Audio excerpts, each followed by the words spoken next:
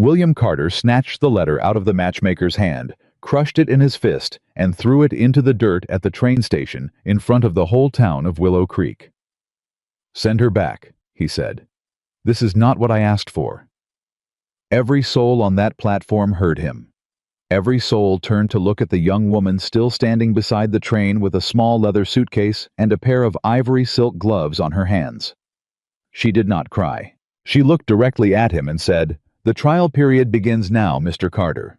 If you are watching this story for the first time, welcome. Before we go any further, I want to invite you to subscribe to this channel and follow along until the very end, because this story is going to surprise you.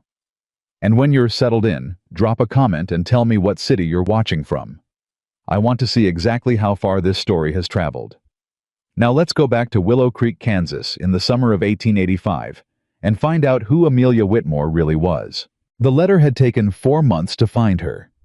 By the time Amelia Whitmore read it, she was sitting in the back room of a dress shop in Boston, where she had been taking in alterations for 11 cents a garment, her fingers raw from needlework, her eyes straining in poor light. The envelope was addressed to the Hartwell Matrimonial Correspondence Agency, and a clerk had forwarded it to her with a note that said, "Only. This one responded to your profile. Rancher, Kansas. Serious inquiry." She read the letter twice. It was not romantic. It was not tender. It read like a man ordering a piece of equipment. "I am William Carter of Willow Creek, Kansas. I operate a cattle and grain ranch of 400 acres that I have run alone since 1881. I am in need of a wife who understands hard work and is not afraid of the land. I cannot offer luxury. I can offer honesty, a roof, and a fair arrangement. If you are practical, capable, and unafraid of difficulty, write back." There was no mention of love, no mention of loneliness, no poetry of any kind. Amelia folded the letter and held it in her lap for a long time. She was 25 years old. She was the daughter of a man who had once owned a shipping import business in Boston, a man who had laughed loudly at dinner tables and carried her on his shoulders when she was small. That man had died 3 years ago, leaving behind nothing but debts and a name that meant less than nothing to creditors. Her mother had followed him 8 months later quietly, the way women of that era sometimes did, when the thing that held them to the world was suddenly gone. Amelia had no siblings, no relatives who would take her in. She had the dress shop, a rented room above it, and a body that the world had decided was too large, too soft, too much for a woman who could not afford to take up space. She had answered the matrimonial advertisement 6 months earlier with careful, honest words. She had described herself plainly. She had not lied about her appearance or her situation. She had written, "I am a woman of 25, full-figured, educated, and accustomed to managing a household. I am not afraid of difficulty. I am searching for a genuine partnership." She had received no replies until William Carter. She wrote back the same evening. 3 weeks later, the arrangement was confirmed. She would travel to Willow Creek, Kansas, meet Mr. Carter, and observe a 6-week trial period before any formal agreement was made. The agency had been very clear: either party could end the arrangement during the trial without legal consequence. She spent her last savings on a train ticket and a small leather suitcase. The silk gloves she packed were her mother's. They were the only fine thing she still owned. She had told herself she would not wear them. She put them on the morning of her arrival because her hands were shaking and she needed something familiar to hold on to. That was how she stepped off the train in Willow Creek, wearing ivory silk gloves she could not afford, and carrying a suitcase she had packed 3 times before leaving her room.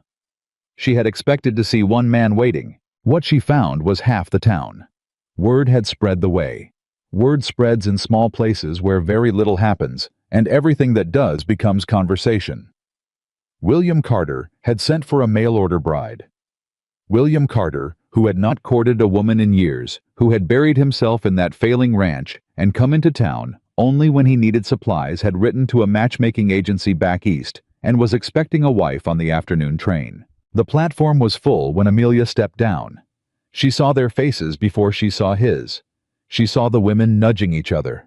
She saw the men with expressions. She recognized the particular look of people deciding something about you before you have said a single word. She saw a child point at her and get pulled back by a mother who was staring just as openly. And then she saw William Carter. How was tall. Hard-built in the way that years of outdoor labor carves a man rather than constructs him. Dark hair, sun-weathered face, a jaw set so tight it looked like it had forgotten how to relax. He was not unhandsome. He was not unkind-looking exactly. But his eyes moved over her the way a man's eyes move when he is conducting an inventory and finding the count wrong. She watched him see the silk gloves first. She watched something close in his face. He reached into his coat and pulled out a folded piece of paper. She recognized it as the matchmaker's letter, the one confirming her arrival, and he stared at it for a moment. Then he looked back at her.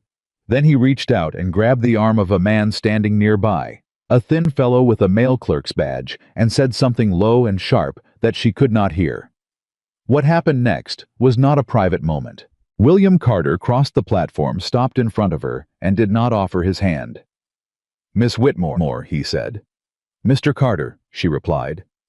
"I believe there has been a misunderstanding." The platform went quiet. Not completely quiet, but the kind of quiet that happens when people are holding their breath and pretending they are not listening. Amelia kept her chin level. What kind of misunderstanding? The kind where what a man asks for and what arrives on a train are two entirely different things. His voice was not cruel. She would think about that later. It was honest in the way that makes honesty feel like a blade. "I wrote that I needed a woman capable of hard labor, ranch work, early mornings and long days and physical work that most men find difficult." "I read your letter," she said. "Every word of it. Then you understand why I'm looking at you right now and seeing that you and I have a problem." "I understand that you're looking at my gloves and drawing conclusions," she said.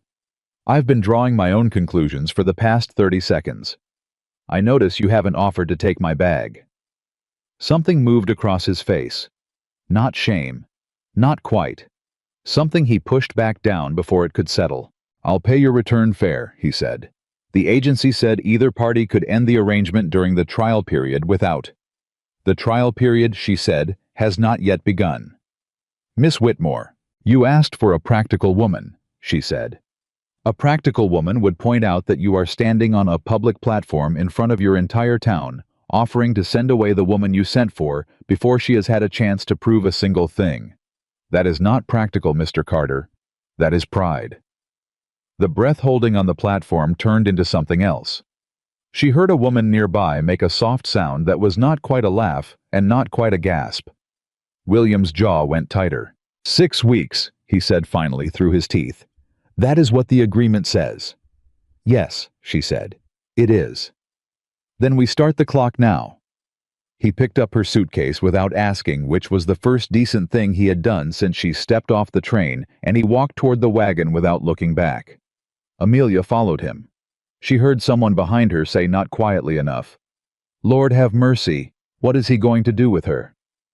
She did not turn around. She climbed into the wagon herself, because he did not offer to help, and she sat beside him on the bench with her back straight and her silk-gloved hands folded in her lap, and they drove out of Willow Creek in silence. The silence lasted 4 miles. It was William who broke it, which surprised her. "How much did they tell you?" he said. "The agency, about the ranch. They said it was 400 acres of cattle and grain in Willow Creek, Kansas. They said you had operated it alone for several years. They said it was a working ranch in need of a capable partner." "In need," he repeated. The way he said it told her something she filed away. "That's one word for it." "Is there a more accurate word?" He was quiet for a moment. "Dying," he said. She looked at him. "The ranch is dying," he said. "The cattle herd is down to 43 head from over 102 years ago. I lost most of the north pasture to drought. The creditors from Harlan's bank have been circling for 2 seasons. I owe more than the property earns." He said it the way you say something when you have rehearsed stopping yourself from saying it so many times that the words have gone flat. "I didn't write that in the letter because no woman with any sense would come. And yet here I am," Amelia said. "Here you are," he agreed. He glanced at her sideways briefly. "Why, and don't tell me you came for love of the frontier. Nobody comes to Kansas for love of the frontier. She thought about lying. She thought about giving him the polished version, the version that made her sound brave rather than desperate. My father lost his business when I was 22, she said. He left behind more debt than I could see the bottom of. My mother died the year after. I have been working in a dress shop in Boston for 2 years, taking in alterations, living in a single room. I answered your advertisement because you were the only man who answered mine honestly. You said you needed someone practical and unafraid of difficulty. I am both of those things. She paused. I am also aware that I am not what you expected. You are not, he said. My size, she said flatly. And the gloves. The gloves are fine, he said, which was not what she expected. It's the rest of it. I need someone who can carry feed sacks and work the land, and I carried my own suitcase 4 blocks to the train station in Boston because I couldn't afford to hire a boy, she said. I have been doing alterations 6 days a week on a machine that breaks every 3rd week and that I repair myself. I may not look the way you pictured, but you have not seen what I can do. Another silence. Fair enough, William said. It was not warmth. It was not a welcome. But it was, she decided, a door left slightly open. She would have to push it the rest of the way herself. The ranch appeared around a long bend in the road, and Amelia did not let her face change when she saw it, though what she felt was a cold settling in her chest. The house was weathered and spare, the kind of structure that had been built for function and maintained just barely enough to remain standing. The outbuildings were in various states of disrepair. A fence line along the south pasture had sections that had given up entirely and been replaced with rope. There were tools left out that spoke of work abandoned mid-task, the kind of disorganization that happens when one person is responsible for too many things at once. She noticed all of it without commenting. The house has 1 bedroom, William said as they pulled up. I'll sleep in the barn until... He stopped. Until things are determined. That's acceptable, she said. The kitchen's the warmest room in the morning. There's a well on the east side. I start work at 5. You'll do what you're able. He climbed down from the wagon. I won't expect miracles. Good, she said, climbing down on her own. Because what I plan to offer you is considerably more useful than miracles. He looked at her. She looked back. Show me the kitchen, she said. He showed her the kitchen. It was like everything else on the Carter Ranch, functional and stripped of anything unnecessary. A cast iron stove that needed blacking. Shelves with a respectable collection of dry goods. Mostly staples, very little variety. A table scarred by years of use. 2 mismatched chairs. A window above the basin that looked out toward the south pasture. Amelia put her suitcase down and opened it. Beneath her spare dress and her nightgown and her mending kit was a set of ledger notebooks and a small wooden box she had carried from Boston. The box held her father's pen, his reading glasses, and the last business record book from his failed company. She had carried these things across the country, not out of sentiment, though they were sentimental. She had carried them because they were tools. William saw the ledgers and said nothing. Where do you keep your financial records? She asked.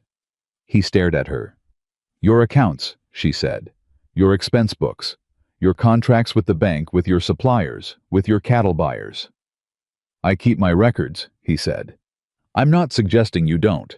I'm asking where they are. Why? Because I would like to look at them. He crossed his arms. You came here to cook and keep house and help with the livestock, Miss Whitmore, not to look at my accounts. I came here, she said in the same tone she might use to explain something to a child who was being unreasonable, but who she intended to be patient with, to be a partner in keeping this ranch alive. You told me yourself it's dying.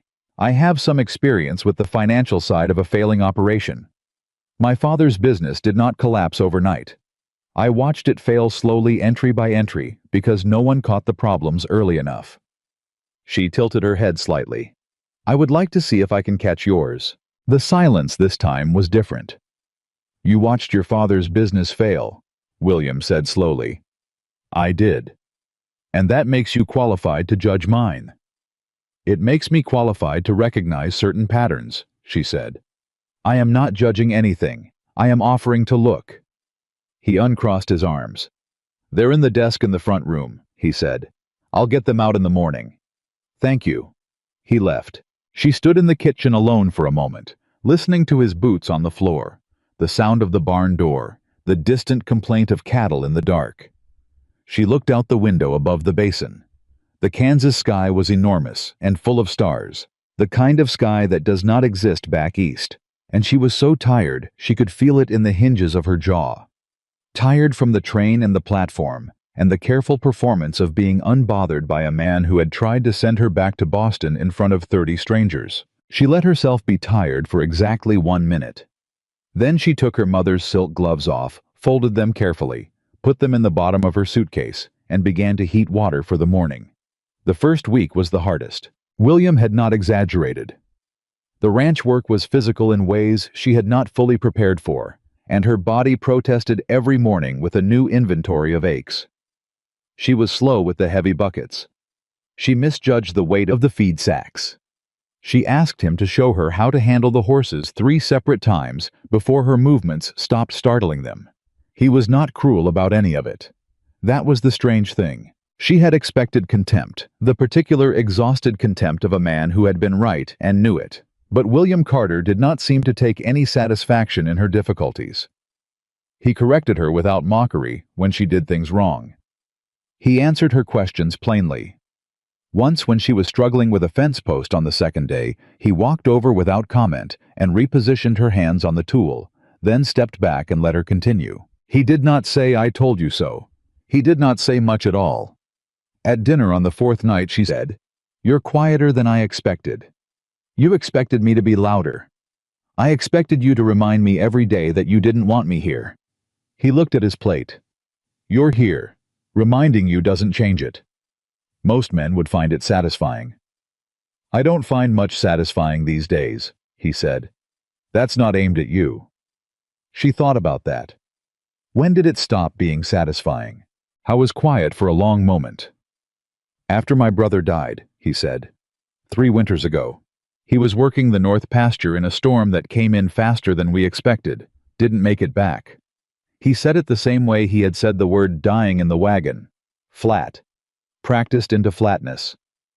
After that it was just me and the land and the debt. Not much room for satisfaction in that equation. "I'm sorry," she said. "You didn't cause it." "No, but I'm sorry it happened." He looked up from his plate. It was only for a second, but she caught something in his expression that she had not seen there before. Not gratitude exactly. Something more careful than that. Something that suggested he was not as accustomed to being simply spoken to as a person deserved. "How'd you know," he said, "to look at the accounts first night before you'd even seen the place in daylight? You asked right away." "Because every failing operation I have ever seen," she said, "looked on the surface like a problem with work, with effort, with the land or the weather or bad luck. But when you looked underneath, it was almost always a problem with numbers. Someone was spending more than they should have. Someone had signed a contract with terms that didn't favor them. Someone had borrowed at a rate that was quietly consuming everything." She paused. "My father was a brilliant man who worked himself to death and still lost everything because he didn't pay attention to the numbers until it was almost too late. I paid attention instead. I learned from watching him what not to do." William set down his fork. "He showed you the books," he said. "He taught me to keep them," she said. "I was doing his accounting by the time I was 17. He said I had a cleaner head for it than he did." She smiled slightly, the first real smile she'd allowed herself in days. "He was right." William picked his fork back up. "I'll have the ledgers on the desk tomorrow morning," he said. She nodded. "And Miss Whitmore." "Amelia," she said. He paused. "Amelia," he said. The name sounded strange in his mouth, like a word from a language he had stopped speaking. "The fence on the south line, when you repaired that section yesterday. That knot you used. Where did you learn that?" "My father's shipping yard," she said. "I spent summers there as a girl. The workers used it for cargo rigging." He nodded slowly. "It's a better knot than the one I've been using," he said. "I know," she said. The corner of his mouth moved. She was not entirely certain, but she thought it might have been the beginning of something. She found the problem in his accounts on the 8th day. She had been going through the ledgers every evening after dinner, working by lamplight, while William sat across the room repairing tack or sharpening tools. Both of them quiet in the way of people who have negotiated a temporary peace. She had started with the most recent year and worked backward, and what she found was not the dramatic single catastrophe she had half expected. It was a series of small systematic compressions. The contract with Harlan's bank had been written with a variable interest clause that had been triggered 3 times in 4 years each time, increasing William's repayment burden without his apparent understanding of why.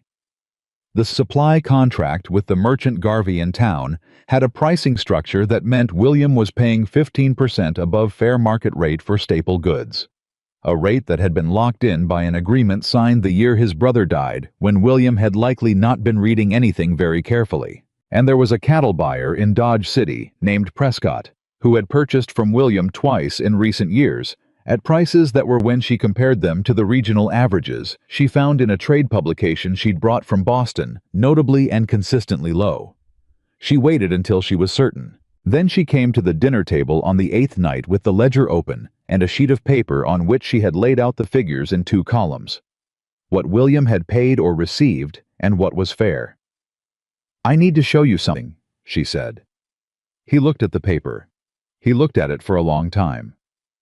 "Garvey," he said, "and Harlan's bank and the buyer in Dodge City," she said. "None of these are illegal. They're contracts you signed.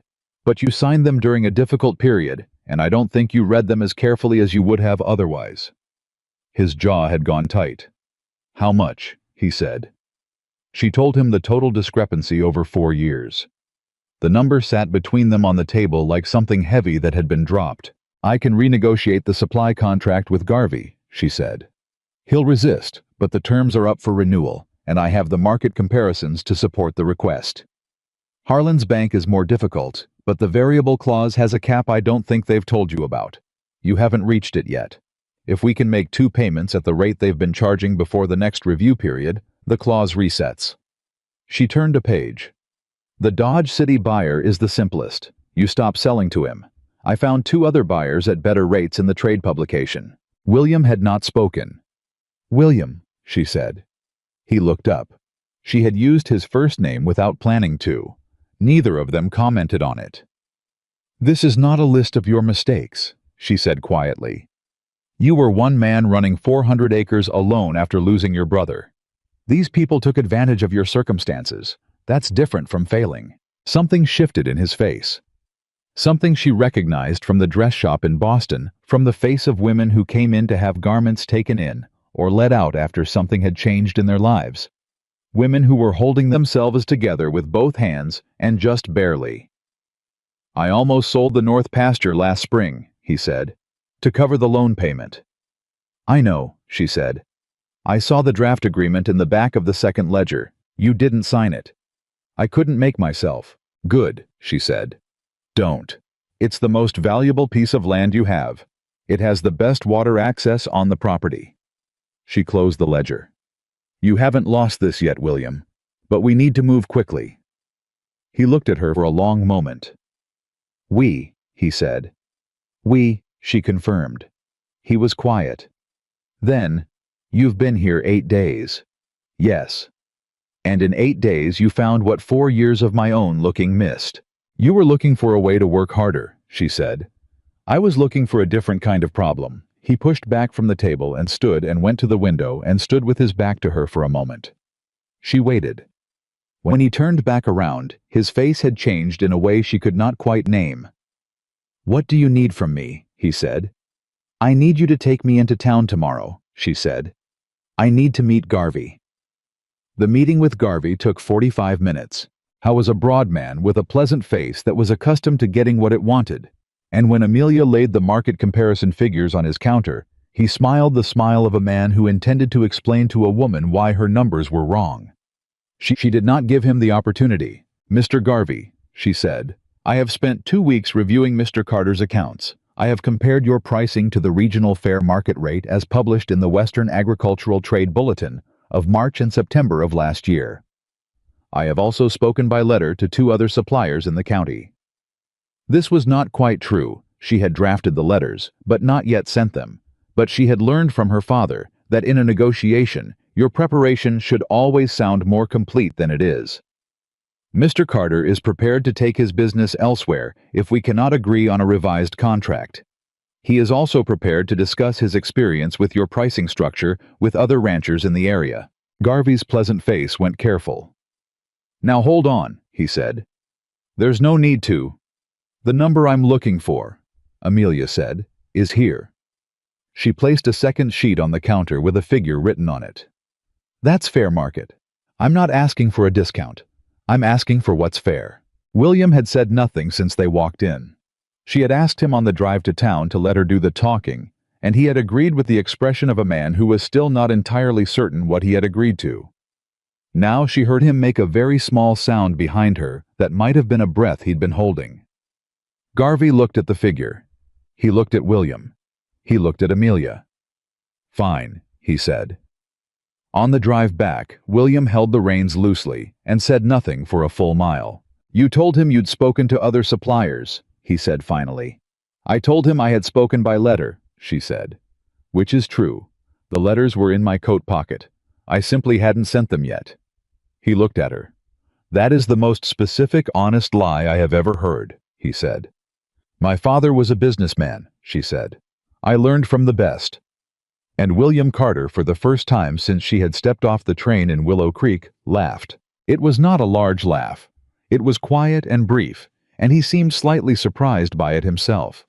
But it was real, and it changed his whole face, and Amelia looked back at the road ahead and allowed herself privately to feel something that was not quite hope, but was adjacent to it.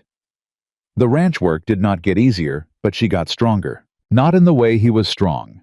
She was never going to outlift him or outpace him across rough terrain. But her body adapted in the way bodies do when they are asked steadily and daily for more than they thought they could give. Her hands toughened. Her back stopped hurting by the third week and started simply being strong. She learned the rhythms of the animals, which ones were stubborn, which ones could be persuaded, which ones needed to be approached from the left side or with a specific sound. She learned the land. She asked William to walk every section of it with her on a Sunday morning at the end of the second week, and he did, and she took notes in the ledger she designated for the ranch itself, rather than the accounts, and she asked questions. He hadn't thought to ask in years, because he had stopped seeing the land and started only seeing the problems. This section here, she said, stopping in the middle of the north pasture, why isn't this used for grazing? Soil's too rocky. But the grass is different here, greener, thicker. She crouched and looked at this ground. Is there water underneath closer to the surface than the rest of the property? He looked at her. He looked at the ground. My father thought so, he said slowly. He wanted to dig here. My grandfather said it wasn't worth the effort. Your grandfather may have been wrong, she said. She stood up and made a note. William watched her write. You think like an engineer, he said. I think like a woman who paid attention, she said, which is a kind of engineering. On the morning of the 20th day, he came into the kitchen before sunrise and found her already awake, seated at the table with the ranch ledger and a cup of coffee she had made from the second-grade grounds she had found a way to stretch because the budget was what it was. He stopped in the doorway. You could sleep later, he said. So could you, she said without looking up. He crossed the kitchen and poured himself a cup from the same pot and stood for a moment looking at what she was writing. Those are the projected figures, he said. For next quarter if we close the Dodge City account and redirect to the Abilene buyers, yes. How long did this take you? 2 hours. It's not complicated once the base numbers are corrected. He sat down across from her. For a while neither of them spoke. Amelia, he said. She looked up. I owe you an apology, he said.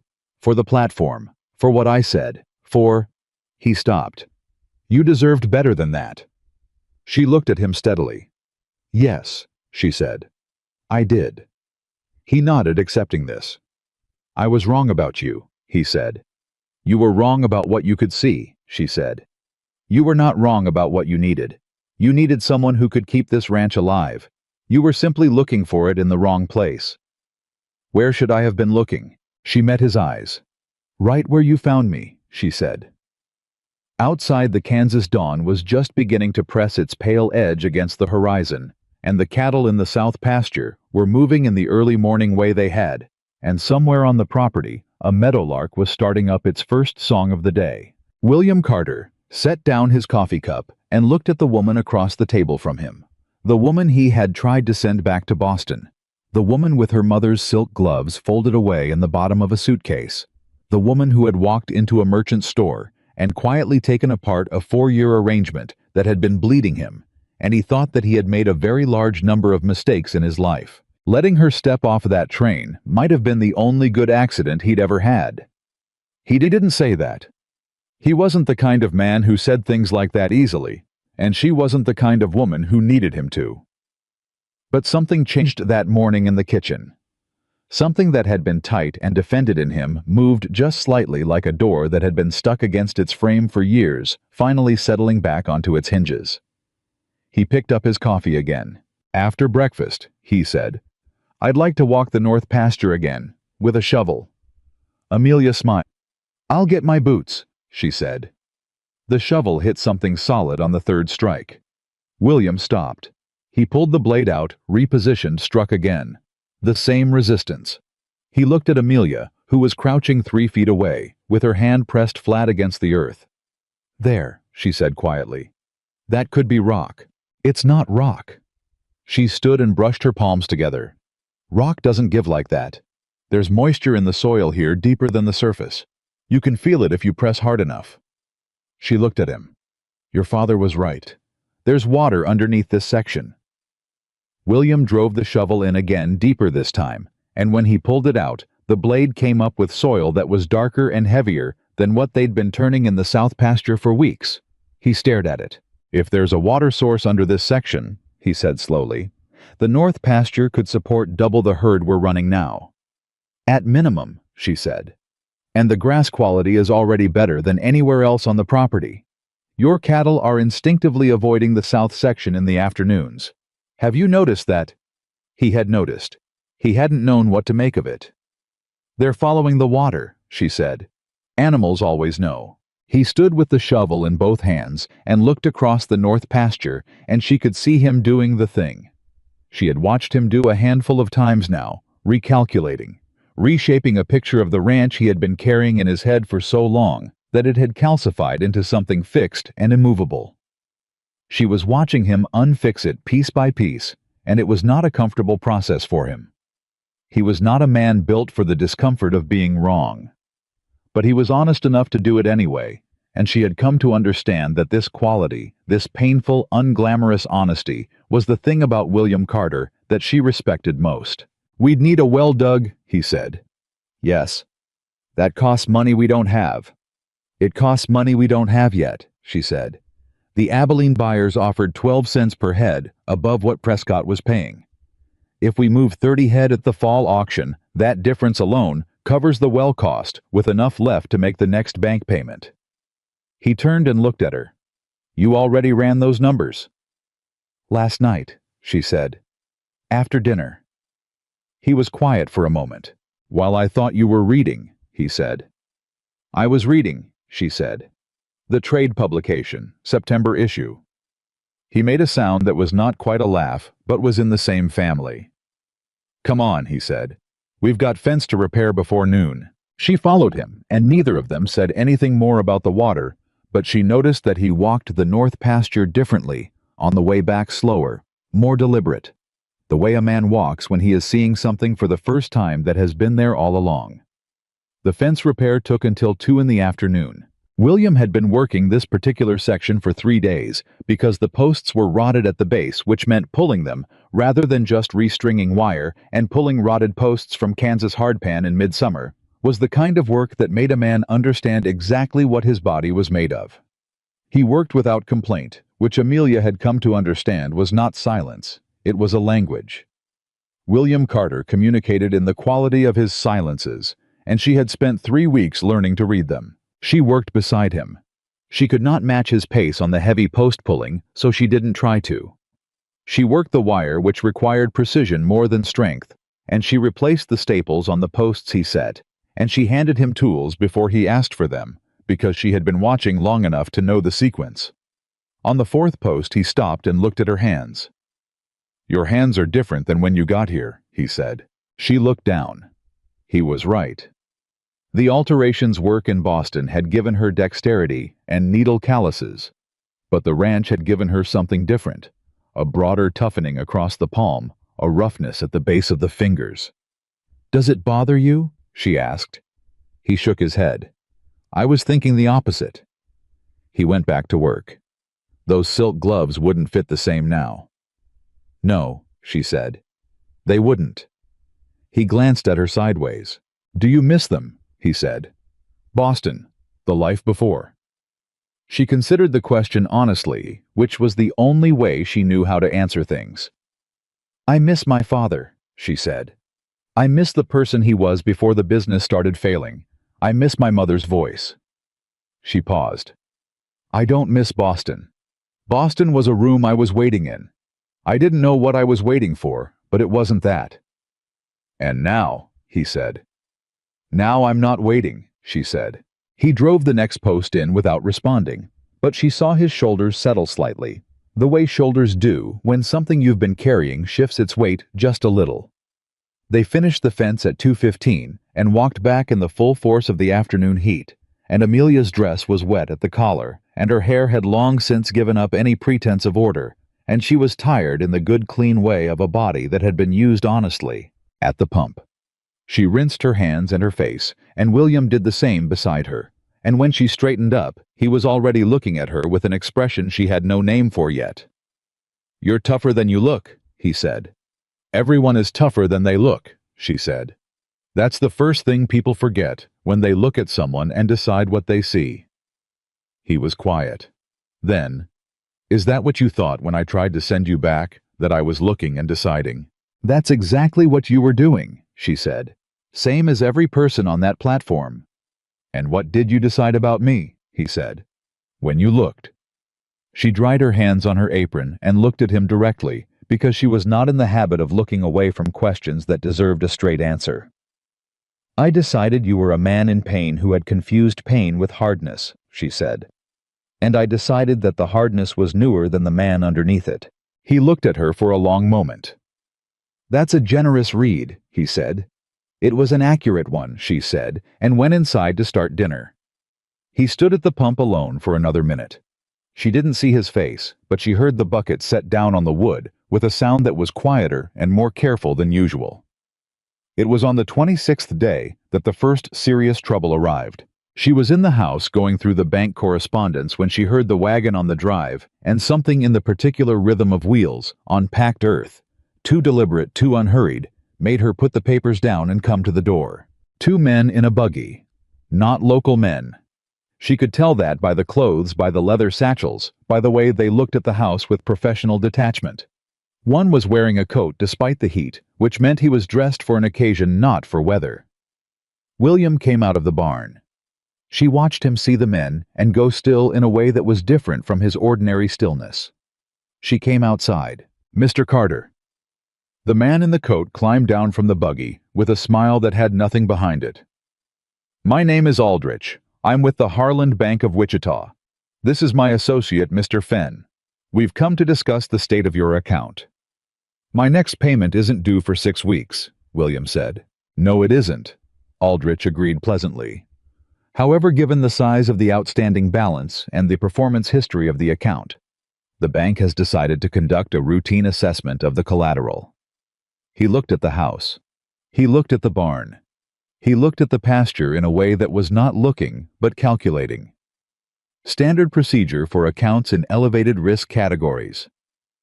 "I've never missed a payment," William said. "You haven't?" Aldrich agreed. "But the payment amounts have increased under the variable clause 3 times in 4 years, and the bank's records indicate the ranch's productive output has declined over the same period. The bank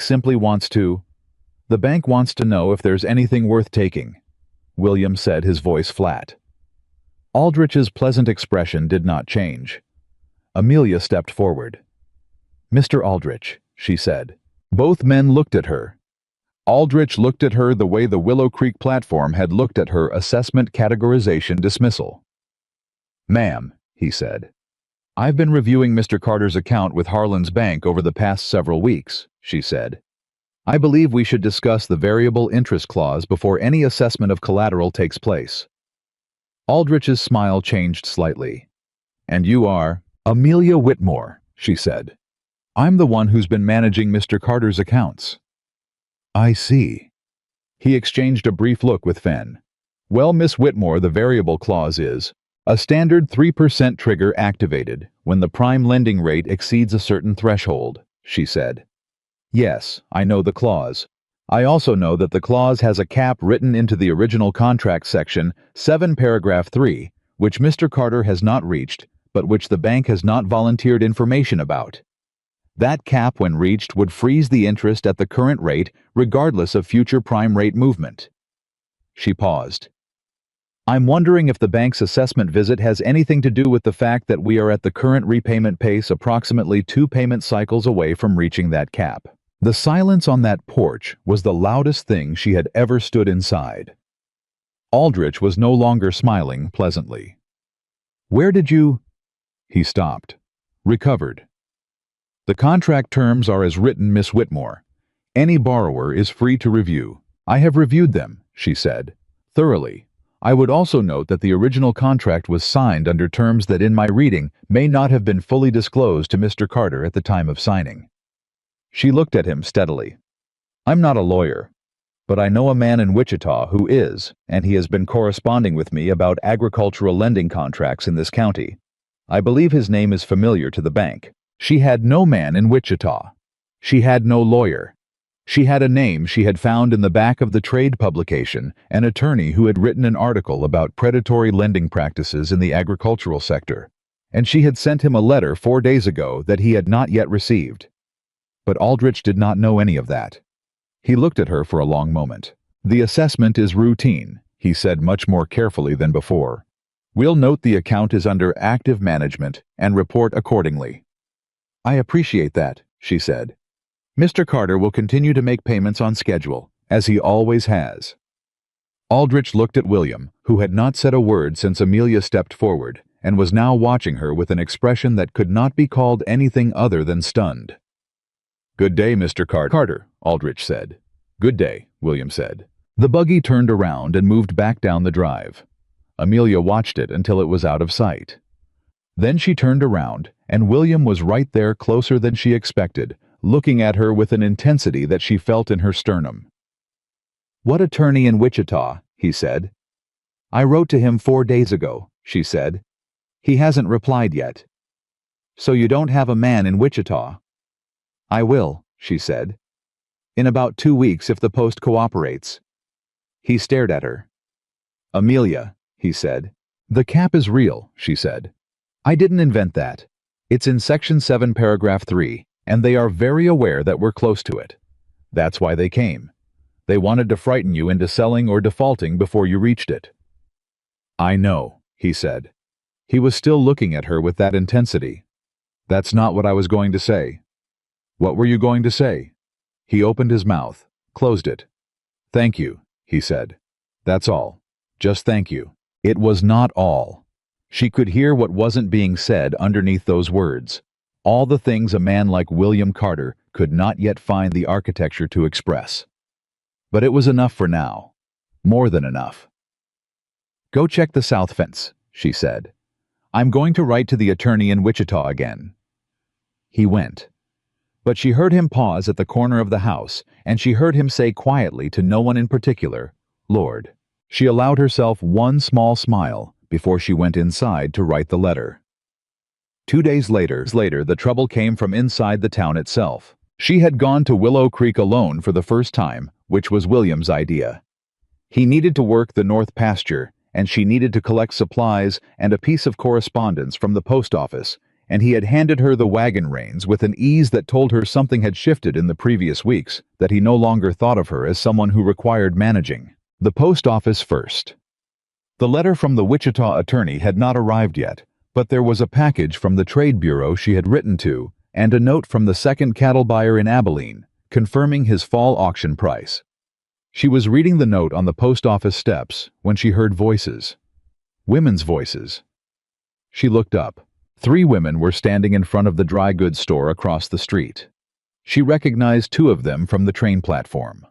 They were not looking at her covertly.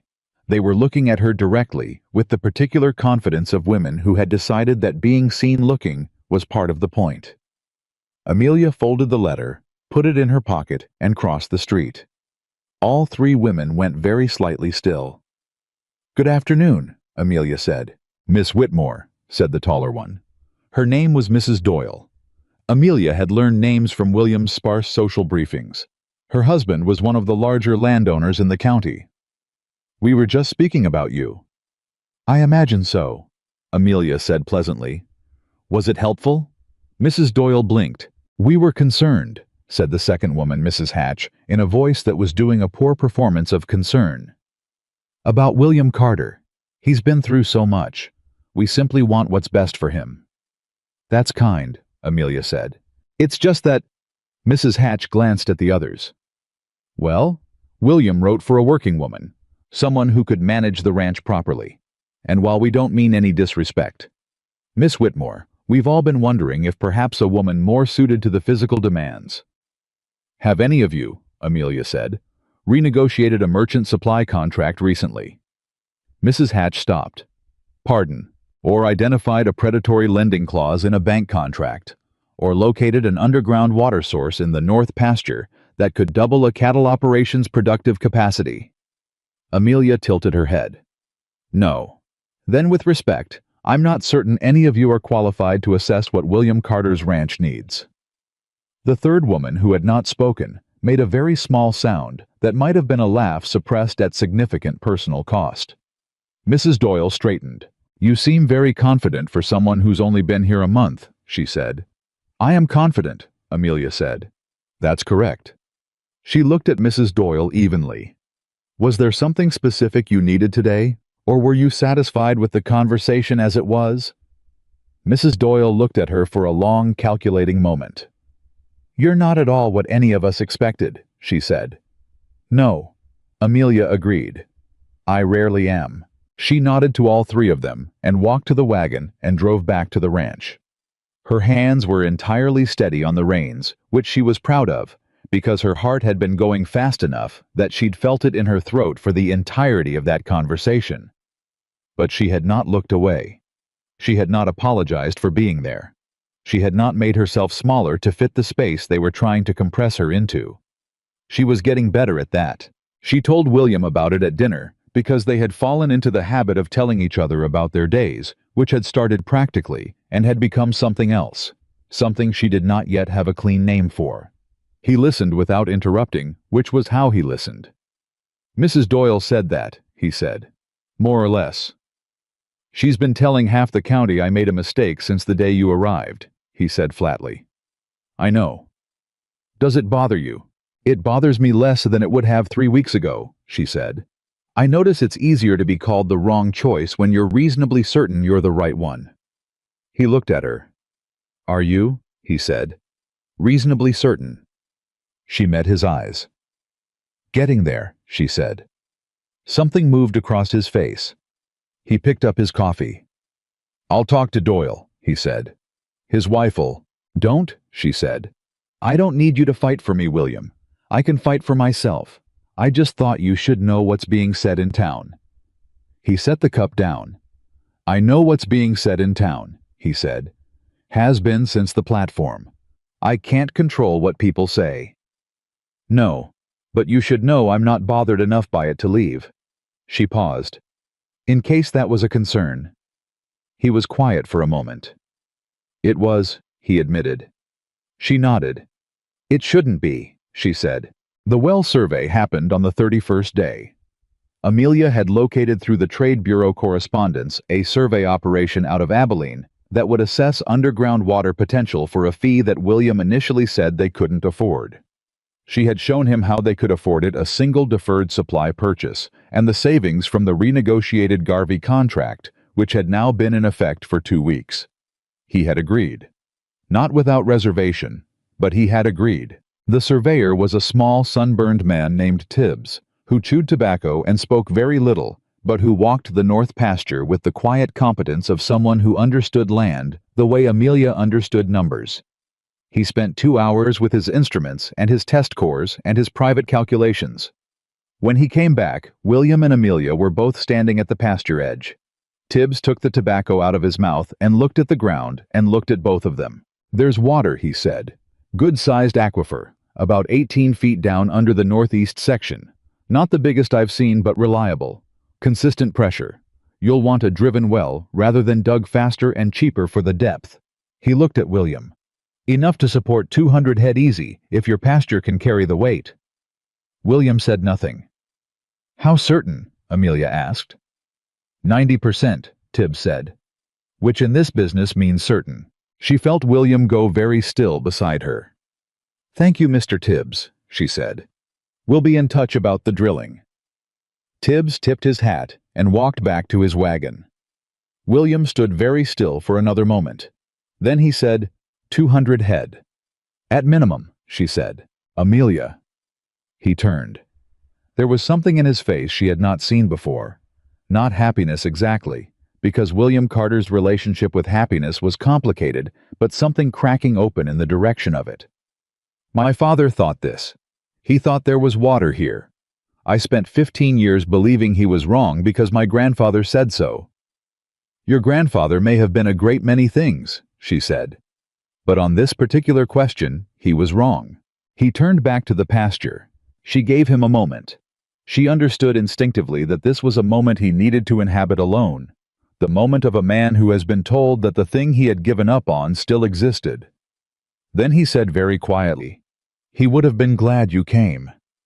She didn't ask who he meant. She knew he meant his father. "I hope so," she said. He turned to look at her, and the thing in his face had shifted again, softer now, more open, more frightening in its openness than any of the closed versions she'd seen. "Amelia," he said. "Don't," she said gently. He stopped. "Not yet," she said. "You've known me for 31 days. I know. You thought I was a mistake for the first 8 of them. I know that too. Then give it a little more time," she said. "And in the meantime, let's go find out what it costs to drill 18 feet into the northeast pasture." He looked at her for a long moment. "You're the most practical person I've ever met," he said. "That is," she said, "the finest thing anyone in Kansas has said to me." The laugh that came out of him that time was real and full and brief and surprised him, and she stored it away, the way she stored things that mattered carefully in a place where they would keep. The 36th day brought the hardest test yet. It came in the form of a rider arriving at the ranch at just past midday, carrying a letter from Harlan's bank, not from Aldrich this time, but from a senior officer named Marsh, who had apparently reviewed the account following Aldrich's visit. William read the letter at the kitchen table. He read it twice. He put it down flat on the table and pressed his palms against it. She waited. "They're moving the balloon payment," he said. She went cold. "When? From November to September, 6 weeks early." He looked up. "They say there's a clause, a performance assessment clause. If the bank determines the collateral is at elevated risk, they can accelerate the final balloon payment by up to 90 days. She pulled the letter toward her and read it herself. Her mind was already moving through the numbers by the time she finished the page. The balloon payment was the largest single amount remaining on the loan, the lump sum at the end of the variable period that would clear the principal balance. They had been building toward it steadily, had a plan that accounted for the November date. September was a different universe. "We don't have it," William said. "Not by September." "How much short?" he told her. The number sat between them. It was not an impossible number, but it was a September number, and what they had was not a September answer. "The fall auction," she said. "If we move 40 head instead of 30, at 12 cents above Prescott's rate," he said. "I know, I did the math." He looked at her. "We're still short. The north pasture fence repairs." She was thinking out loud, which she rarely let herself do, because she liked her thinking orderly, but the situation was calling for speed. "If we defer those and take the material funds, and leave the north line open." He shook his head. "We lose cattle to the open range, We lose more than the fence costs. Then we don't defer the fence." She stood up and went to the shelf where she kept her secondary ledger. She flipped it open and ran her finger down a column of figures. The supply contract savings, the Abilene rate increase, the deferred assessment fee if we time the well drilling to after September. She wrote the figure. She looked at it. She looked at him. "We need $800, she said. "I know," he said. "I think I can find it." His expression did not change exactly, but something in it sharpened. "Where?" he said. "Your father's records," she said. "You gave me the full set last week, going back to the original purchase. There was a secondary promissory note from 1872, a loan your father made to a man named Caldwell for land improvements on the neighboring property. Caldwell's land was sold in 1879. Do you know if that note was ever settled?" William stared at her. "I have no idea," he said slowly. "Because if it wasn't," she said, "the current landowner acquired the debt obligation with the property. That's how these instruments work. Which means someone owes your estate money that you may not know about." She turned this ledger to face him. The note was for $900 made in 1872, with accrued interest at the original rate. "It would be worth more than that now," he said. "Considerably more," she said, "if it's collectible." He was on his feet. "Who bought Caldwell's land?" he said. "A man named Rutherford," she said. "He's 3 properties east. You know him." "I know of him." "Does he know the obligation exists?" William looked at the ledger. "I'm not certain he does," he said. "My father never mentioned it. I found those records in the back of the second trunk. I don't think I'd have found them at all if you hadn't asked me to pull the full archives." She stood up. "Then we are going to see Mr. Rutherford," she said. "Amelia." "I know," she said. "This could be nothing. The note could have been settled informally. Rutherford might dispute it. There could be legal complications." She looked at him steadily. "But there is a documented, dated, signed promissory note in your father's handwriting that has a very good chance of being a legal obligation that someone in this county owes the Carter estate. And right now, that is the best lead we have." He looked at her, and this time he did not hesitate. "I'll get the horse," he said. Rutherford was a weathered, cautious man in his 60s who came to the door of his ranch house with the wariness of someone who had been in this country long enough to know that unexpected visitors rarely carried good news. He looked at William with recognition and at Amelia with careful blankness. "Mr. Carter," he said. "Mr. Rutherford." William held out his hand, and Rutherford shook it. "This is Miss Whitmore. She's been managing my accounts. We've found something in my father's records that we need to speak with you about." Rutherford's eyes moved to Amelia. "What kind of something?" "May we come in?" she said. He let them in. She put the promissory note on his kitchen table. She watched his face. He looked at it for a long time, and she watched the look on his face move through several phases. Confusion, recognition, something darker in between, and she knew even before he spoke that he knew exactly what it was. "I've been waiting for someone to find that," he said finally. William looked at him. "You knew about it," William said. "The man I bought from mentioned it," Rutherford said. "Said the Carters had never come collecting. I figured—" He stopped. "I figured maybe they didn't know, or maybe they'd decided to let it go." "My father died before he could collect it," William said, and his voice was very quiet. "And I didn't know it existed until last week." Rutherford looked at the note for another moment. Then he looked at Amelia. "How much is owed?" he said. She told him the original amount. She told him the accrued interest. She watched his face carefully. "I don't have all of that in cash," he said. "No one is asking for it all in cash," she said. "What we need, Mr. Rutherford, is a structured settlement. A portion paid now before September 1st, and the remainder on a schedule that works for both parties." She looked at him. "This is a legal obligation that has been outstanding for 14 years. We are not asking for anything beyond what is owed, but we are asking for it." Rutherford was quiet for a long time. "Your father was a fair man," he said finally to William. William said. "If he'd come to collect, I'd have paid." He looked at the note again. I'll have the first portion to you by the end of August." They rode back to the ranch in the long golden light of a Kansas afternoon, and for a while neither of them spoke. Then William said without looking at her, "How did you find that note?" "I was looking for something exactly like it," she said. "I knew the numbers didn't add up to a solution from inside the ranch's current operations alone, so I went further back. I looked for what might have been forgotten. You went through 14 years of my father's records." "In 4 evenings," she said. I read quickly. He was quiet. "Amelia," he said. "Yes." "What you just did in that house." He paused. "Most men I know wouldn't have known how to do that. Most men you know haven't spent 3 years watching a business fail and thinking hard about why," she said. "I've had good teachers. Your father was one of them, just not directly." He looked at her sideways. "My father's been dead for 6 years," he said. "I know," she said. "But his records are still teaching. That's the thing about careful people, they leave evidence of how they thought. I've been reading his thinking for weeks." She paused. "He was methodical. He was fair. He made good decisions about people, even when those people were slow to return the favor." She glanced at him. "You got that from him." William faced the road, but she saw him swallow.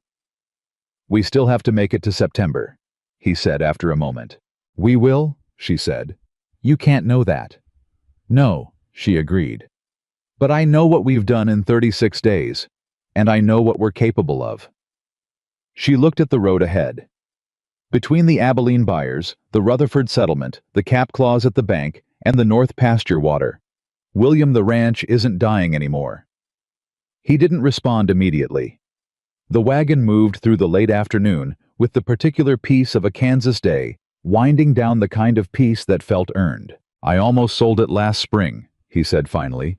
"I came this close." "I know. If I had—" "You didn't," she said. "Because I couldn't make myself," he said. "It was the only thing my father left me that meant something. I couldn't sell it even when it made sense to." She looked at him. "And now," she said, "you don't have to." He turned to look at her in the fading light, and there was something in his face that was not the closed, defended thing she had first seen on the Willow Creek platform. Something honest and open, and a little frightened the way the real thing always is when it begins. He looked away before she could decide what to do with it. But she felt it long after the wagon reached the ranch, long after dinner, long after the lamp was out, and the house was quiet, and Kansas was doing what Kansas does at night, sitting immense and full of stars over a piece of land that a man and a woman were fighting together to keep alive. She lay in the dark and thought about William's father, and his careful records, and his fair dealings, and the son who had inherited his honesty and his stubbornness and his willingness, slow and painful as it was to change what he understood to be true. She thought about silk gloves folded at the bottom of a suitcase. She thought about the North pasture and what was under it. She thought 36 days. And then she thought, I am not waiting anymore. The letter from Harlan's bank arrived on a Tuesday. By Wednesday morning, the whole town of Willow Creek knew about it. Amelia found out the way she found out most things in Willow Creek, not from William, who had said nothing at breakfast and had gone out to the North pasture before she could read his face properly, but from the woman who ran the post office, Mrs. Larkin, who told her when she came to collect the Trade Bureau correspondence that Aldrich from the bank had been seen at the Doyle property the previous evening, staying for supper. Mrs. Larkin said, with the careful neutrality of a woman delivering information she knew was significant. Mrs. Doyle's boy saw the buggy in the drive. Amelia thanked her and walked back to the wagon and sat in it for 1 full minute before she picked up the reins. Aldrich at the Doyle property. The Doyles were the largest landholders in the county. If the bank was talking to Doyle, they were not simply conducting routine account assessments. They were building a case. They were looking for an ally with enough land and enough credit to absorb the Carter property if the balloon payment defaulted. She drove back to the ranch at a pace that was not quite urgent, but was not leisurely either. William was coming out of the barn when she pulled up. He looked at her face and said, "What happened?" She told him. He went very still in the way she had learned to recognize not the stillness of a man shutting down, but the stillness of a man who is holding something fragile and does not want to drop it. Doyle's been wanting the north pasture for 3 years, he said. I suspected something like that, she said. Is there history there? He offered to buy it from me after my brother died. I said no. William looked toward the north pasture, his jaw set. He didn't like that. And now the bank has given him an opportunity that doesn't require your consent, she said. If I default. If you default, she agreed. Which we are not going to do. He looked at her. The Rutherford payment is confirmed for end of August, she said. That's 3 weeks. The Abilene buyers are confirmed for the October auction. I know it's not September, but... The balloon is due September 15th, he said. I know when it's due. Amelia. He said her name quietly, carefully, the way you say a thing you are trying not to break. If we don't have the full amount by September 15th, they can call it. They can initiate proceedings. And if Doyle is already in conversation with them, then we need to move faster than Doyle, she said. He looked at her for a moment. What are you thinking? He said. I'm thinking, she said slowly, that the Abilene buyers want 40 head in October. But they want them because they need cattle. They need them now as much as then. The auction date is a convenience, not a requirement. He was quiet. You want to sell early, he said. I want to approach them about a private sale, she said. 35 head delivered before September 1st. At the auction rate, not below it. We use the Rutherford settlement as earnest guarantee and negotiate a 10-day payment term. Private sales take negotiation time, we don't. I've already written to them, she said. He stopped. When? He said. 3 days ago, she said. When I first saw the numbers and realized September was going to be a problem regardless of Rutherford. I drafted the letter the same night the bank notice arrived and sent it the next morning. He stared at her. You didn't tell me, he said. I didn't want to raise a possibility before I knew if it was real, she said. I should have told you. I'm telling you now. I was quiet. Something moved through his expression, not quite hurt, but in the neighborhood of it. William, she said. I am not trying to manage you. I am trying to save your ranch. Sometimes those two things look similar, and they are not the same. I am sorry I didn't tell you sooner. He breathed in. He breathed out. Has there been a reply? He said. Not yet, but the buyer's name is Haverford, and he is practical, and the price I offered him is fair, and he would be a fool to say no. She paused. In my experience, practical men are rarely fools. A sound came out of William that was too tired to be a laugh but wanted to be. All right, he said. All right. All right, he said again. We wait for Haverford. She nodded. And in the meantime, he said, we fix the machinery. She looked at him. The grain harvester, he said. The belt drive has been slipping for 2 weeks. I've been managing it, but it's going to go before harvest. If I lose the grain crop on top of everything else. He stopped. I need a full day on it, maybe 2. Then start today, she said. I'll handle the south pasture check. He raised his eyebrows. Alone. I have done it 7 times in the past 2 weeks, she said. I believe I have the technique. He looked at her for a moment. You've changed since you got here, he said. Everyone changes, she said. The question is whether they change into something better or something worse. Better, he said. He said it simply, directly, without apparent awareness that it was a significant thing to say. Then he went into the barn. She stood in the yard for a moment, with the particular feeling of a woman who has just been handed something carefully and is deciding where to put it. Then she went to check the south pasture. The harvester problem was worse than William had let on. She understood that when she came back in the late afternoon and found him still in the equipment shed, his hands dark with grease, his expression carrying the controlled tension of a man who has opened a problem and found it larger than the container it came in. The belt drive isn't the only issue, he said without looking up. She came closer. She looked at the machine. She knew the harvester the way she had come to know everything else on the ranch, through systematic observation, through asking questions, through the particular education of paying attention to something until it gave up its logic. The belt drive was slipping because the main drive shaft was worn. supporting bracket had cracked probably in last year's harvest and had been slowly torquing the shaft out of alignment ever since. "The bracket," she said. He looked up at her. "You see it," he said. "It's the same principle as a sewing machine drive mechanism," she said. "When the bracket that holds the main shaft goes, everything downstream goes with it. The belt is the symptom. The bracket is the problem." He sat back on his heels. "I don't have a replacement bracket," he said. "I'd need to order one from Abilene, 3 weeks minimum." "Harvest starts in 10 days, she said.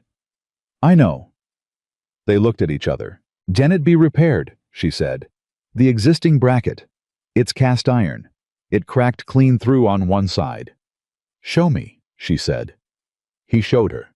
She crouched and looked at the crack, and looked at the bracket, and looked at the way the whole assembly was mounted.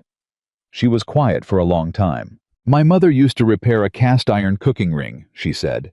"When it cracked, she used a technique she learned from a blacksmith in Boston. She said it was the same principle as mending a bone. You reinforce around the break rather than trying to fix the break itself." William looked at the bracket. "Reinforcement plates," he said slowly. "If you had flat stock iron," she said. "And if you could mount them on both sides of the crack with enough bolt tension to stabilize the shaft alignment." "It wouldn't be as strong as a new bracket," he said. "It wouldn't need to be," she said. "It needs to last 10 days, just through the harvest." He was staring at the bracket. "I have flat stock in the back of the barn," he said. "From the fence repairs." He stood up. "It's a 4-hour job minimum, probably 6. "Then we start now," she said. He looked at her. He said. "You need someone to hold the shaft in alignment while you mount the plates," she said. "That's a 2-person job." He picked up the lantern. "You'll ruin your dress," he said. "I've ruined 3 dresses since I got here," she said. "I have one left that isn't a work dress, and I don't plan to wear it tonight." They worked through the evening and into the night. It was not elegant work.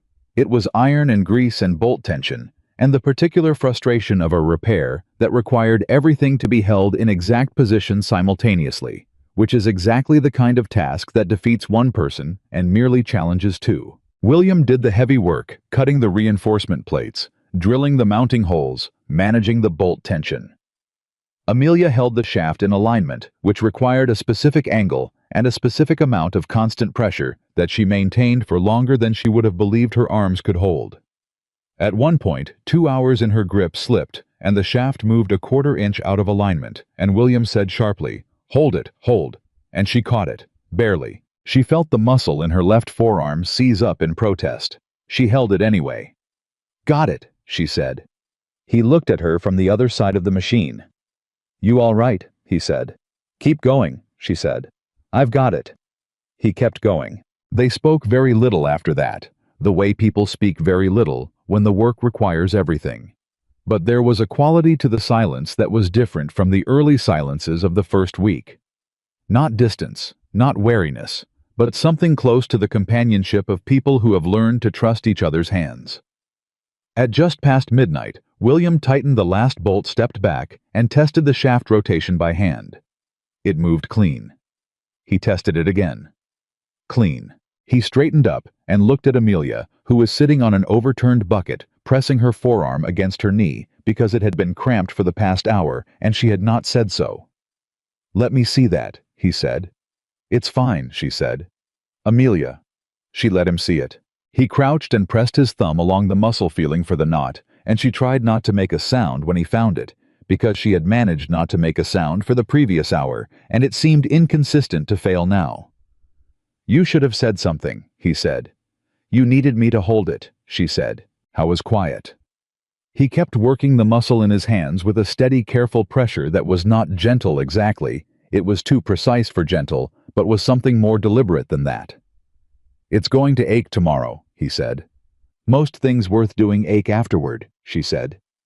He looked up at her from where he was crouching. The lantern was behind him, and his face was half in shadow, and he looked in that moment like a completely different man from the one who had stood on the Willow Creek platform and tried to send her home. Not softer, but more himself, as if some outer layer had been worn through by the past 5 weeks to reveal the actual material underneath. "Thank you," he said. Not the surface thank you he had used before. A different kind. Lower. More direct. "The harvest has to succeed," she said. "That's why I did it." "That's not entirely why you did it," he said. She looked at him. He looked back. He stood up and moved away to clean his hands, and she looked at the repaired machine and felt her forearm aching, and thought that he was not wrong. The reply from Haverford arrived 3 days later. Amelia read it at the kitchen table before William was up, which she later decided was either fortunate or unfortunate, depending on how you looked at the next 5 minutes. Haverford agreed to the private sale.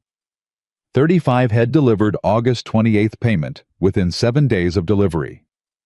The price was the Abilene auction rate, minus 2 cents per head, a small concession he was asking for in exchange for the pre-auction convenience. She did the math immediately. The minus 2 cents reduced their total by $70. With the Rutherford settlement and the Haverford payment combined, they would be $14 short of the full balloon payment. $14. She sat with that number for a long time. Then William came in. She handed him the letter. He read it. He did the math. She watched him do it. He put the letter down. $14, he said. Yes. We are $14 short of saving this ranch, he said. Yes. He looked at her. She looked back. And then slowly, something happened on William Carter's face that she had never seen there before. He began to laugh. Not the brief, surprised laugh of a man who found something unexpectedly funny. A real laugh, full and slightly helpless, the laugh of a man who has been fighting so hard for so long that $14 has broken through all his defenses. She started laughing too. She could not entirely explain why, except that $14 after everything they had done was genuinely specifically absurd, and absurdity is sometimes the only door left open. They sat in that kitchen and laughed for a full 30 seconds, and then William wiped his eyes and said, I have $14. What? She said. In the box in the desk drawer, the emergency fund. It's been sitting there for 2 years. He shook his head. I never touched it because I always thought something worse was coming. She stared at him. William Carter, she said. I know, he said. You have had $14 in a box in that drawer this entire time. I have, he said. She put her face in her hands for a moment. Not from distress. From the sheer accumulated improbability of it. All right, she said. Write to Haverford. Accept his terms. He was already moving toward the desk, but the hardest week was still ahead. The machinery held through the first 3 days of harvest, which was more than Amelia had allowed herself to hope for. The reinforcement plates were doing their job. The shaft ran true. The grain moved through the harvester in the steady golden rhythm that William said his father had loved the sound of a working ranch doing what it was built for. She watched him during those harvest days and saw something she had not seen in him before. Not relaxation. William Carter was not a man who relaxed, but a quality of settledness of being in the place where he was meant to be doing the thing he was built to do. He was magnificent in the field. She had always understood intellectually that he was a skilled rancher. During harvest, she understood it in her bones. On the evening of the third harvest day, he came in with grain dust in his hair and his shirt soaked through and sat down at the table and said, 40 bushels ahead of last year's pace. Because of the north pasture soil management, she said. The adjusted irrigation intervals. The tea, because of you, he said. She looked up from the ledger. William, let me say it, he said. I've been not saying things for 5 weeks because I am not a man who says things easily, and I am aware of that, and I'm trying to do differently. He looked at her directly. This harvest is better because of what you figured out. The ranch is standing because of what you found in those ledgers. We are $14 away from clearing the bank debt because you went to Rutherford and wrote to Haverford and stood on that porch and talked to Aldrich in a way I never could have.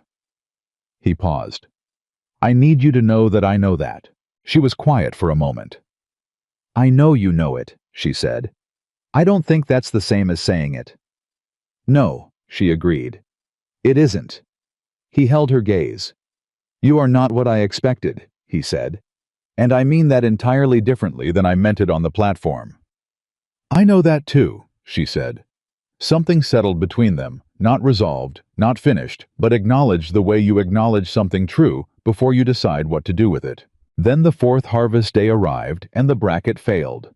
Not entirely, not catastrophically, but at 11 in the morning, one of the reinforcement plate bolts sheared off under the vibration load, and the shaft shifted 6 degrees out of alignment, and the belt drive began to slip in the exact way William had first described 3 weeks ago. Except now they were in the middle of harvest, and the grain was moving, and there was no stopping without losing a full day's cut to weather risk. William saw it happen from 10 feet away. He killed the harvester and stood in the sudden silence with his hands on his head. Amelia was there in less than a minute, having heard the engine note change from where she was managing the bundling at the field edge. She looked at the machine. She looked at the bolt. The other 3 plate bolts are still holding, she said. One isn't enough, he said. It's enough for today, she said. If we reduce the feed rate, slow the machine down to about 2/3, the shaft can maintain alignment at a lower vibration load. It'll take an extra day, he said. We have 1 day of weather margin, she said. The almanac says clear through Friday. Today is Wednesday. He looked at her. You read the almanac this morning, he said. Every morning, she said. He put his hands down. He looked at the machine. He looked at her. 2/3 rate, he said. 2/3 rate, she confirmed. He restarted the harvester. They finished the harvest on Friday 4 hours before the clouds came in from the northwest.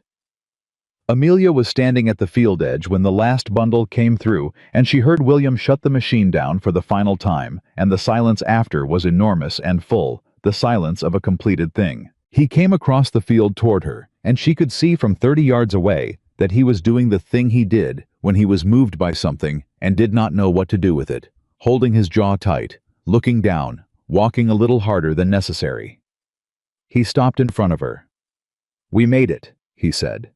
We made it, she said. He reached out. He took her hand. It was brief. No more than a few seconds. His hand around hers rough and warm and deliberate. And then he let go and stepped back and looked at the field. She looked at the field too. Neither of them said anything else. She thought about the silk gloves in the bottom of her suitcase, and the woman who had put them on, because her hands were shaking on the train to Kansas. And she thought that woman would not entirely recognize the hands she was standing in this field with now. That seemed right. That seemed like how it was supposed to go.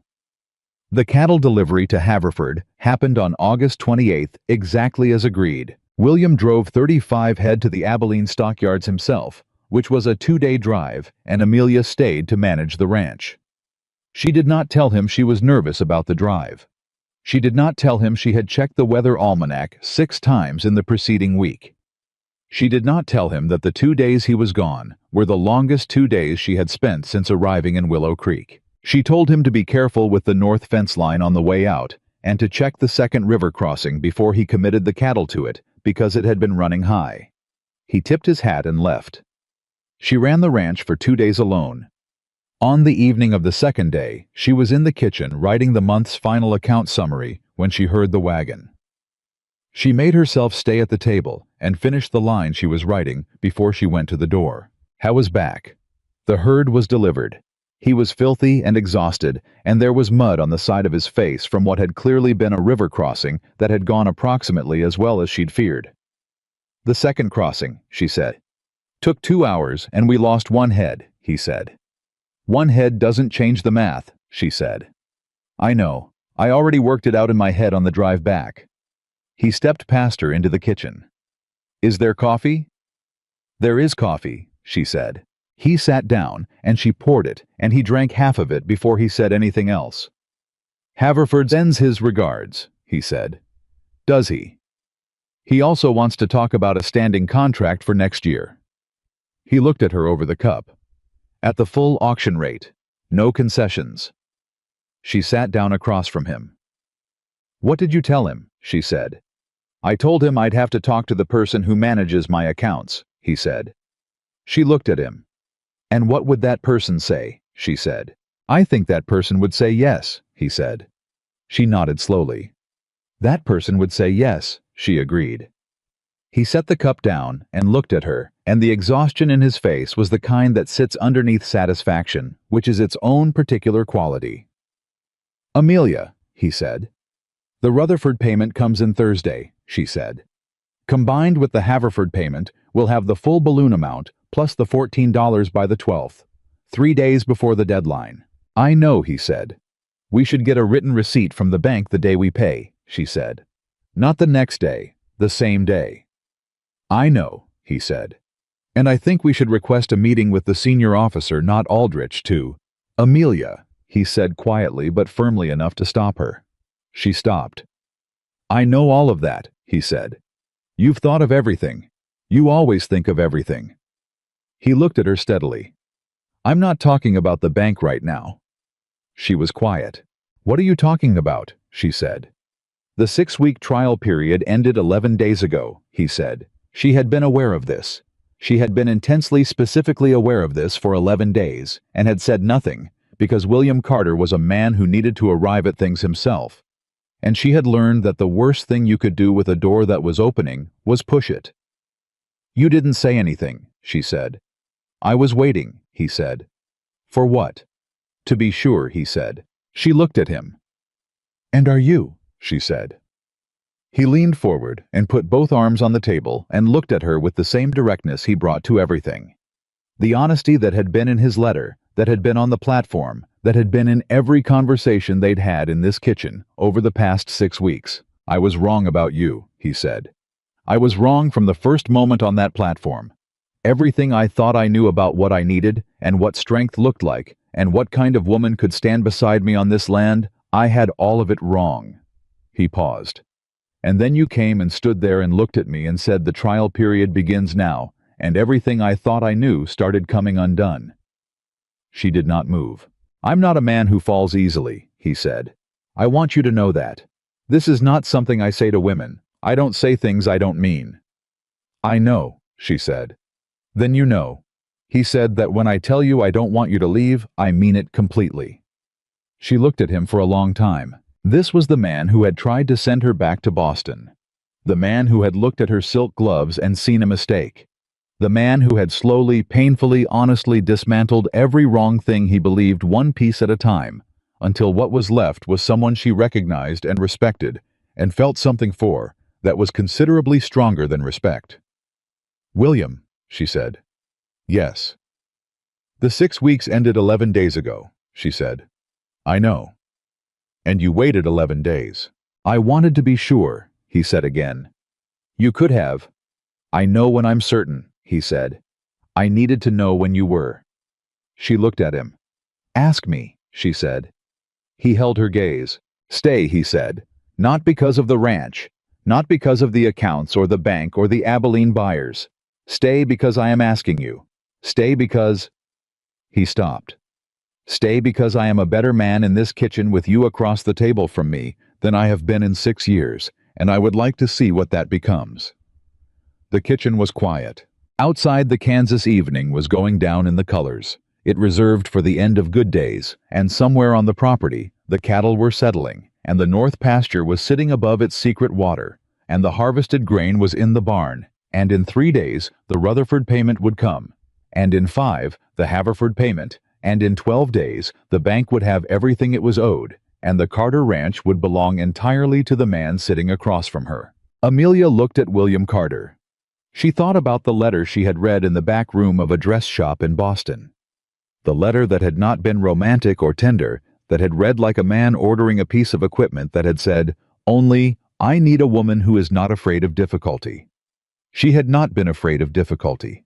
She was not afraid of this. I'll stay, she said. He breathed. It was the smallest sound, but she heard everything in it. He reached across the table and took her hand, the way he had taken it in the field at the end of harvest, briefly, deliberately. Except this time, he didn't let go. They sat like that for a long time in the kitchen of a ranch that was no longer dying while the last light went out of the Kansas sky. The Rutherford payment arrived on a Thursday exactly as promised. Amelia was at the kitchen table when William came in with the bank draft, and she watched him set it down in front of her without a word, and she looked at it for a moment before she picked it up, because she had learned that some things deserve a second before you touch them. The amount was correct, down to the last dollar. She looked up. "Combined with Haverford," she said, "we're at full balance plus $16. 16, he said. "We budgeted for 14, she said. Rutherford added $2 of his own accord. He didn't say why." William was quiet for a moment. "His wife died 3 years ago," he said. "My father went to the funeral, sat with him the whole day." He looked at the draft. "Reckon that's why." She set the bank draft carefully on top of the ledger. "We go to Wichita on Monday," she said. "We pay it in full. We get the receipt the same day in hand before we leave the building." "I know," he said. "And we ask for the senior officer, not Aldrich." "I know that too," he said. He sat down across from her. "Stop organizing for 10 minutes. She looked at him. "Can you do that?" he said. There was something in it that was not quite a tease, but was in the same county. "I'll try," she said. "Good." He reached across the table and turned the ledger face down, which was the most direct thing he had ever done with her paperwork. "Talk to me about something that isn't numbers." She thought about it. "Your brother," she said. "What was his name?" Something moved through William's face. "Thomas," he said. "What was he like?" He was quiet for a moment. Not the reluctant quiet of a man who didn't want to answer. The quiet of a man reaching back into something he had kept sealed for a long time, checking if it was safe to open. "Loud," he said finally. "The way some people are loud who don't mean any harm by it, just full of noise and motion all the time. He couldn't walk into a room without changing it." He paused. "He was better with the cattle than I was. Had a way with them. Animals trusted him faster than they trust most people." Another pause. "He was 23 when the storm came." "I'm sorry," she said. "Don't be sorry," he said. "Just don't stop asking." She looked at him. "Most people don't ask," he said. "They mention him, and then they step around him like he's something that might break if you touch it. I'd rather you just ask."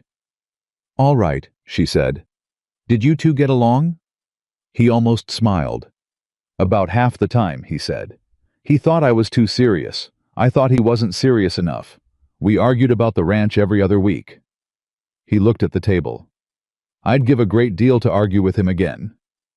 She let that sit.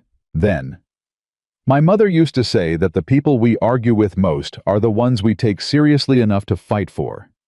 He looked up. "She sounds like she was a wise woman," he said. "She was practical," Amelia said. "She always said wisdom and practicality were the same thing dressed in different clothes." He looked at her. "You got that from her," he said. "The practicality, yes," Amelia said. The dress analogy was hers alone. This time he did smile. It was brief and quiet and real, and it did what his smiles always did, which was change his whole face into something that had no business being as arresting as it was. She picked up the bank draft and put it in the ledger and put the ledger on the shelf. "Monday," she said. "Monday," he agreed. They left for Wichita before dawn on Monday. It was a long drive, and they made it mostly in the comfortable silence that had become the texture of their days. Not empty silence, not polite silence, but the silence of two people who had stopped performing ease and arrived at the actual thing. An hour out, William said, "What will you do after?" "After what?" she said. "After the payment. After the bank debt is clear." He kept his eyes on the road. "The ranch will be stable. The Haverford contract is set for next year. The well survey is done." He paused. "You came here for a trial period. The trial period is well past. I asked you to stay and you said yes, but we haven't talked about what that actually means." She looked at the side of his face. "What do you want it to mean?" she said. "I want it to mean you're here," he said. "Permanently. Not as a housekeeper, not as an account manager." He paused. "As my wife, if you're willing." She had known this was coming. She had known it was coming from the evening he had taken her hand across the kitchen table and not let go. She had known it in the harvest field, and at the pump in the summer heat, and in every quiet dinner since. Knowing something is coming and hearing it said out loud are two different things. "William," she said. "I know what I'm asking," he said. "I know what my life looks like. I know the ranch is hard, and Kansas is not Boston, and I am not an easy man to know." He kept his eyes on the road. "But I mean it. I'm not saying it because it's practical or because it makes sense on paper. I'm saying it because you are the person I want across the table from me. Every morning. That's the whole of it." She was quiet for a moment. "Ask me properly," she said. He pulled the wagon to a stop in the middle of the empty road. He turned and looked at her directly. "Amelia Whitmore," he said, "will you marry me?" She looked at him, this hard, honest, difficult, decent man who had tried to send her home and had spent 2 months becoming someone she loved, which was a thing she was willing to say to herself, even if she hadn't said it to him yet. "Yes," she said. He breathed. She watched him breathe and thought he was going to say something, and he didn't, which was perfectly right because there are moments that words would only reduce. He picked up the reins and started the wagon again. They drove 2 miles before she said, "You stopped in the middle of the road." "I did," he said. "There was no one around for miles." "There wasn't," he said. "You could have asked me in the kitchen," she said. "I could have," he said. "But you've been managing that kitchen for 2 months, and I wanted neutral ground." She looked at him. "That is the most tactical proposal I've ever heard of," she said. "You're the most tactical person I've ever met," he said. It seemed fitting. She laughed. A real laugh, full and free, the kind she hadn't heard from herself in years. He glanced at her sideways, and something in his expression was simply and quietly happy, which she stored away with the other things she kept. The Harland Bank of Wichita was a tall building with a polished floor, and men behind counters who wore the particular expression of people who manage other people's money and have developed a professional distance from the weight of it. Aldrich was at his desk. He saw them come in, and something happened behind his eyes, a rapid recalculation, a repositioning, and he stood and came forward, and his hand was already extended before he reached them. "Mr. Carter," he said. "Miss Whitmore." "We're here to make a payment," William said. He did not take Aldrich's hand. He walked past it to the main counter. "Full balloon payment. I'd like to speak with Mr. Marsh." "Mr. Marsh is available," said a voice from the back office. Marsh was a broad man in his 60s, with the look of someone who had seen too many versions of what was about to happen to be surprised by any of them. He came out and shook William's hand and nodded to Amelia and said, "Let's sit down." They sat. William placed the full payment amount on Marsh's desk, the Haverford draft, the Rutherford settlement, and $16 in currency. Marsh looked at it. He looked at the figure. He looked at William. "Full balance," William said. "Principal, accrued interest, and variable adjustments through September 15th. I've calculated it to the dollar. Miss Whitmore has verified the calculation." Marsh picked up the figure she had written out, tidy and exact, with the component line items clearly labeled. He read it. He looked at Aldrich. Aldrich's expression had become very carefully blank. "This is correct," Marsh said. "I'd like a receipt today," William said. "Full discharge of the loan, executed before we leave the building." "Of course," Marsh said. "And I'd like it noted," Amelia said, "that the payment is being made 3 days before the accelerated deadline that was communicated to Mr. Carter by letter in August. We want the receipt to reflect the original loan terms as satisfied, not the accelerated terms." Marsh looked at her. "The original terms," she said pleasantly, "which included a cap on variable interest in Section 7, Paragraph 3, that was not communicated to Mr. Carter at signing. We are not raising that matter today. We are simply ensuring the record is clean." A very long pause. "The record will be clean," Marsh said. "Thank you," she said. Aldrich, behind Marsh's left shoulder, looked as though he had eaten something disagreeable. The receipt was prepared in 20 minutes. William read every line. Amelia read it after him. They were in agreement, full discharge, original terms, satisfied, no further obligation. William signed. Marsh signed. The Carter Ranch was free. William held the receipt in his hands for a moment before he folded it. He did not say anything dramatic. He was not a man for dramatic statements. He folded the paper and put it in his coat pocket and stood up and shook Marsh's hand and said, "Good day." "Good day, Mr. Carter," Marsh said. They walked out of the Harland Bank of Wichita into the September morning, and William stopped on the front steps and put his face up toward the sky for one moment, just one, and she watched him and did not say anything, because some things need a moment of no words. Then he looked at her. "Done," he said. "Done," she said. He offered her his arm, which was new. He had never offered his arm before, and she took it, and they walked down the steps together. 3 weeks later, Willow Creek found out about the engagement. Amelia had not announced it. William had not announced it. But Mrs. Larkin at the post office had seen William come in to inquire about a jewelry catalog from back east, and that had been enough. By the following Sunday, it was the primary subject of conversation in every household in the county that had an opinion about William Carter, which was most of them. The reaction was not simple. There was genuine happiness from some. Tom Birch, who ran the livery, and who William had known for 15 years, pumped his hand at the feed store and said, "About time, Carter. Man shouldn't run a ranch that size alone." He looked at Amelia. "Ma'am, you've got more spine than half the men in this county." "Thank you," she said. "I'll take that as a compliment." "It is one," he said simply. There was wariness from others.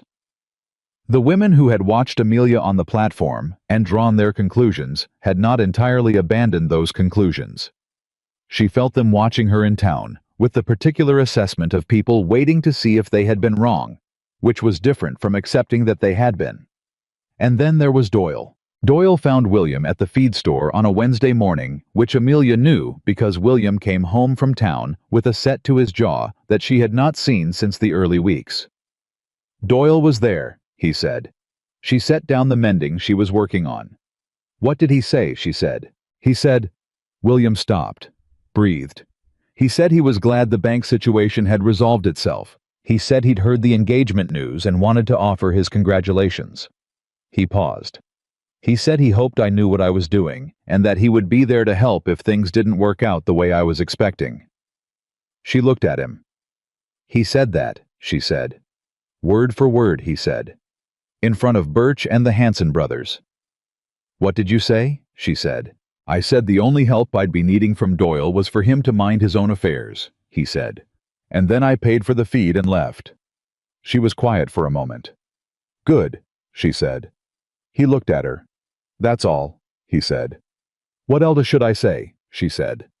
"You handled it correctly. Doyle wanted a reaction. You gave him the only one that costs him anything in difference." William studied her. "You're not bothered," he said. It was not quite a question. "Oh, I'm bothered," she said. "I'm quite bothered. But being bothered and acting bothered are different things, and acting bothered is exactly what he wanted." She picked up the mending again. "Doyle will find another target. Men like him always do." "And if he doesn't," William said. "Then we'll handle that when it comes," she said. "The same way we've handled everything else." She looked up at him. "Together." He looked at her for a long moment. "You know," he said, "I spent 3 years after Thomas died thinking the worst thing that could happen to me had already happened. That nothing could touch me the same way again." He paused. "Then you walked into that kitchen with your father's ledgers, and I started having things to lose again." She put the mending down for good this time. "Is that frightening?" she said. "Terrifying," he said. "Good," she said. "It means something." He sat down across from her. "What about you?" he said. "When did it start for you?" She thought about it honestly, which was the only way she knew how. "The pump," she said. He blinked. "The second week," she said. "You showed me how to work the pump handle, and you positioned my hands on it, and then you stepped back without comment. You didn't hover. You didn't check if I was doing it right. You just trusted me to do it and walked away." She paused. "No one had done that in a very long time. Treated me like I was capable without needing to be convinced of it first." He was quiet. "That's a small thing," he said. "The small things are the real things," she said. "The big moments are easy to perform. The small ones you can't fake." He looked at her. "I didn't know I was doing it," he said. "I know," she said. That's why it counted. The engagement brought with it a question. Amelia had been approaching from the side, the way you approach something that matters too much to look at directly. The silk gloves. They were still in the bottom of her suitcase. She hadn't taken them out since the first night. The suitcase had become permanent storage now that she had taken over the bedroom and organized her things into the house, and the gloves sat at the bottom of it under her mother's Bible, and the packet of letters her father had written to her mother in the early years of their marriage, before business and worry had consumed the parts of him that wrote letters. She took the gloves out one evening when William was in the barn. She held them. They were ivory silk, slightly yellowed at the fingertips now from age. Small buttons at the wrists. Her mother had worn them to church and to the theater, and to every occasion that required her to present herself as someone who belonged in the room. Amelia looked at her own hands holding them. Her hands were not the hands that had held these gloves on the train platform. Those hands had been soft and precise and accustomed only to needlework and careful alterations. These hands had post holes in their history, had held a harvester shaft in alignment for 3 hours in the dark, had counted cattle and written ledger entries by lamplight, and kneaded bread dough at 5 in the morning because the house needed bread and she was already up. These hands were different. She put the gloves on. They still fit. That surprised her. She had expected her hands to have changed too much. She sat with them on for a long time. William came in from the barn and stopped in the kitchen doorway. He looked at her hands. She looked at him. "I was thinking," she said, "about wearing them at the wedding." He crossed the kitchen and sat down and looked at her gloved hands on the table between them. "They were your mother's," he said. "Yes. Then you should wear them," he said. She looked at him. "You tried to send me back the first time you saw these," she said. "I know," he said. "You thought they meant I was too soft, too fragile, too—" "I know what I thought," he said. "And now—" He reached across and took one of her gloved hands in both of his and looked at it the way he sometimes looked at the north pasture, like something he was still discovering the full extent of. "Now," he said, "I think they're the most important gloves I've ever seen." She looked at their hands. "Why?" she said. "Because the woman who wore them onto that train platform," he said, "was braver than I'll ever be. She came all the way to Kansas with nothing but a letter and her mother's gloves and the nerve to stand on that platform and tell a man who wanted to send her home that the trial period had started." He paused. "I don't want you to ever put these in that suitcase again." She felt something open in her chest. "They're not practical for ranch work," she said. "No," he agreed. "But you're not only a ranch hand. You're Amelia Whitmore, and these were your mother's, and they belong on the shelf where you can see them." He set her hand down gently. "Or on your hands at our wedding, either way." She took the gloves off and folded them. She put them on the kitchen shelf, where she could see them. The wedding was set for the first Saturday of October, which gave them 3 weeks to arrange what needed arranging. And what needed arranging was not extensive, because neither of them wanted extensive. William wanted it honest, and she wanted it small, and those two things turned out to be the same event. The week before the wedding, Doyle made his last move. It came not from Doyle himself, but from his wife, which was more calculated and therefore more dangerous. Mrs. Doyle arrived at the ranch on a Tuesday morning in her best visiting clothes with a tin of biscuits she had made herself, which Amelia recognized immediately as the social equivalent of a flag of apparent truce. She invited her in because not doing so would have cost more than the conversation was worth. They sat at the kitchen table. Mrs. Doyle looked around the kitchen with an expression she was trying to make admiring and was making assessing.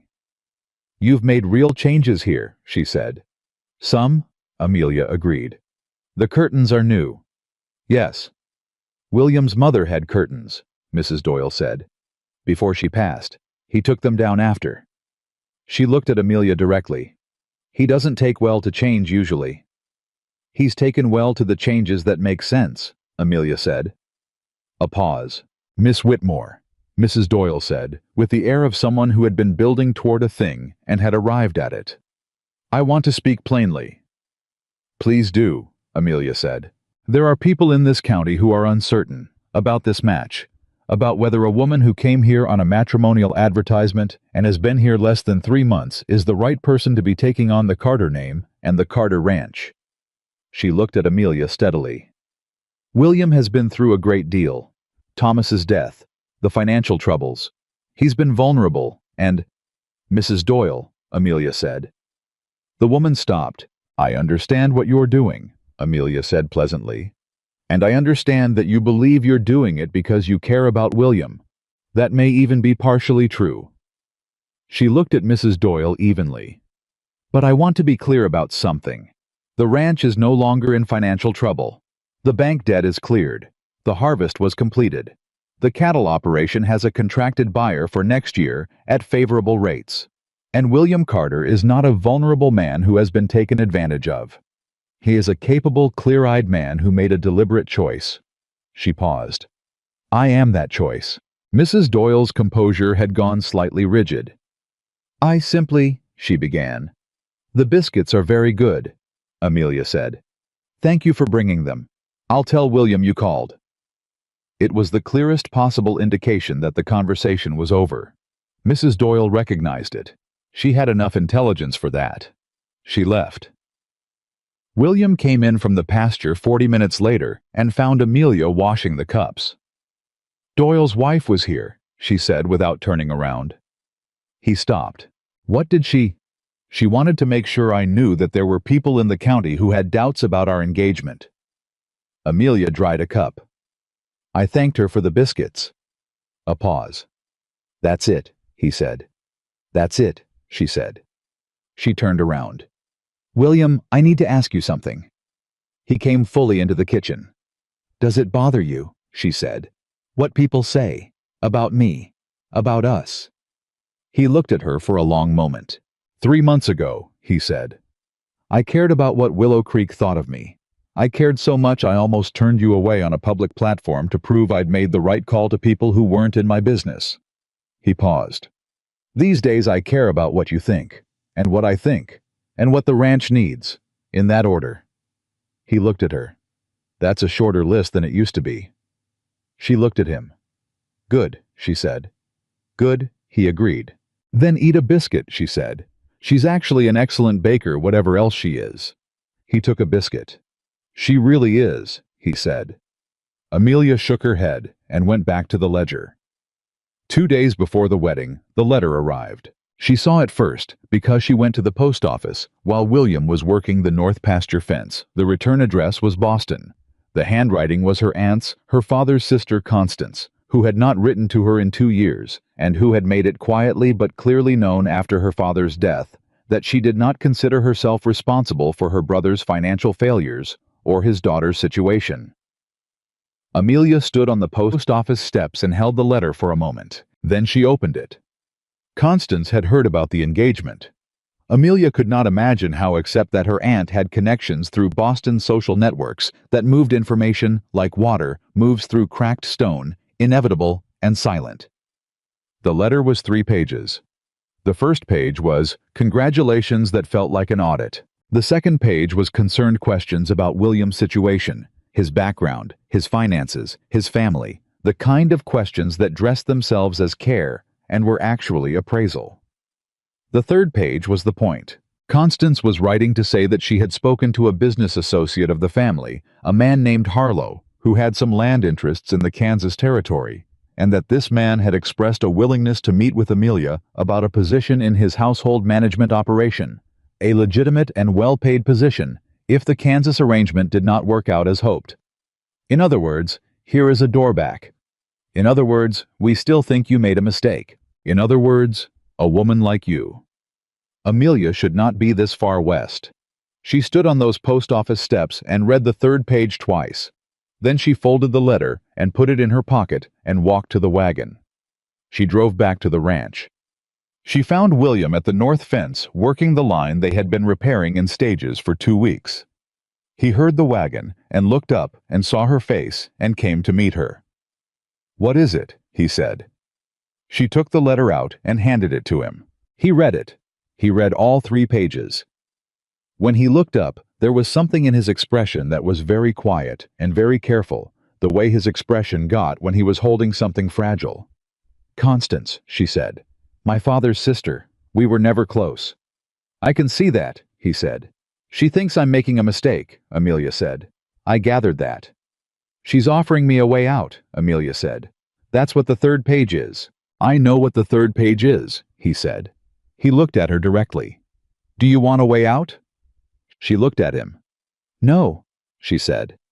He breathed. "Then write her back," he said. "Or don't. That's your choice." He handed the letter back. "But I want you to know something, Amelia.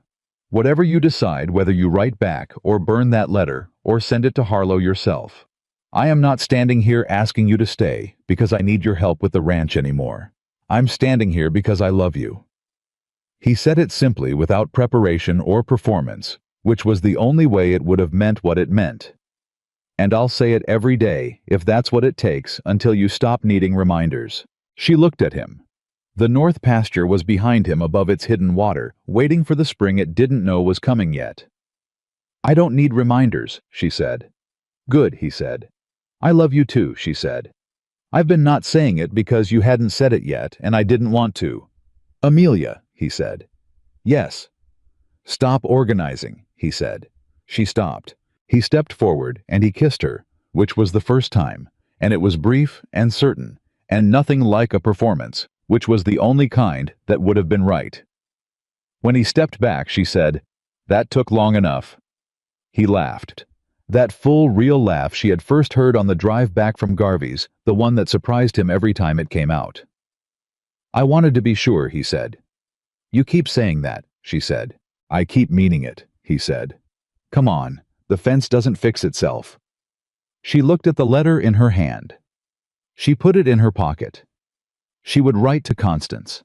She would write a careful and affectionate and completely final letter that left no door open because she was through with doors that opened backward. She would write it tonight after dinner at the kitchen table that had become the most important table she had ever sat at.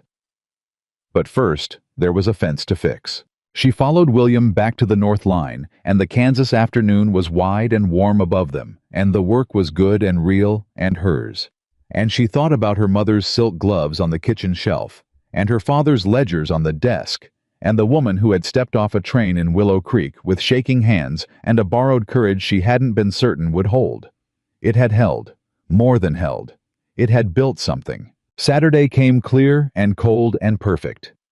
The kind of Kansas October morning that smells like the end of something and the beginning of something else at the same time. Amelia stood in the bedroom doorway in a dress she had made herself from fabric William had ordered from the catalog, a deep blue wool that was the most practical, beautiful thing she had ever worn, and her mother's silk gloves on her hands.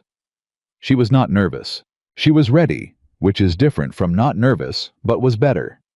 She walked out to where William was waiting in the front room with Tom Birch as his witness, and Mrs. Larkin from the post office as hers, because Mrs. Larkin had been quietly decent to her from the first week, and decency deserved to be rewarded, and a traveling preacher named Howell, who had the look of a man who had married many people in many kitchens, and found it no less meaningful for the repetition. William looked at her when she came in.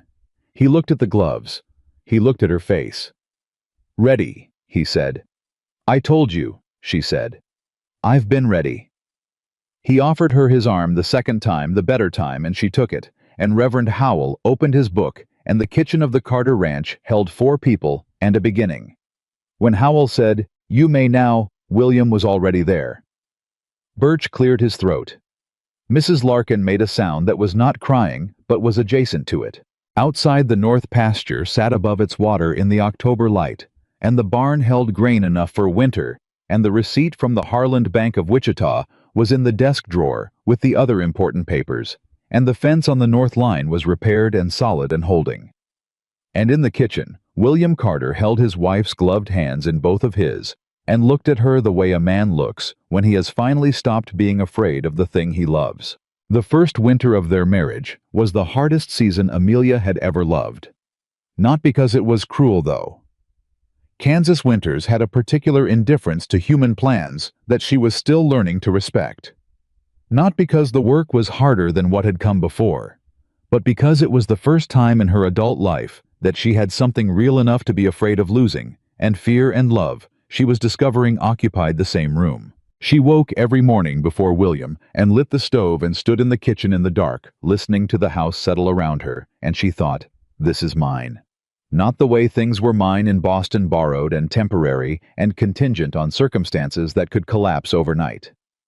This was different. This was earned. William came in from the morning check, one Thursday in early December, and stamped the cold off his boots and said without preamble, "The northwest fence is down. Storm took a full section last night." She was already at shelf, getting the ledger. "How much section?" she said. 60 feet, maybe 70. He poured coffee. "Cattle are still in. I checked the herd before I came back. But if the temperature drops tonight the way the almanac says, they'll push toward the break," she said. "Yes." She looked at the account page. "We have the wire. Do we have the posts?"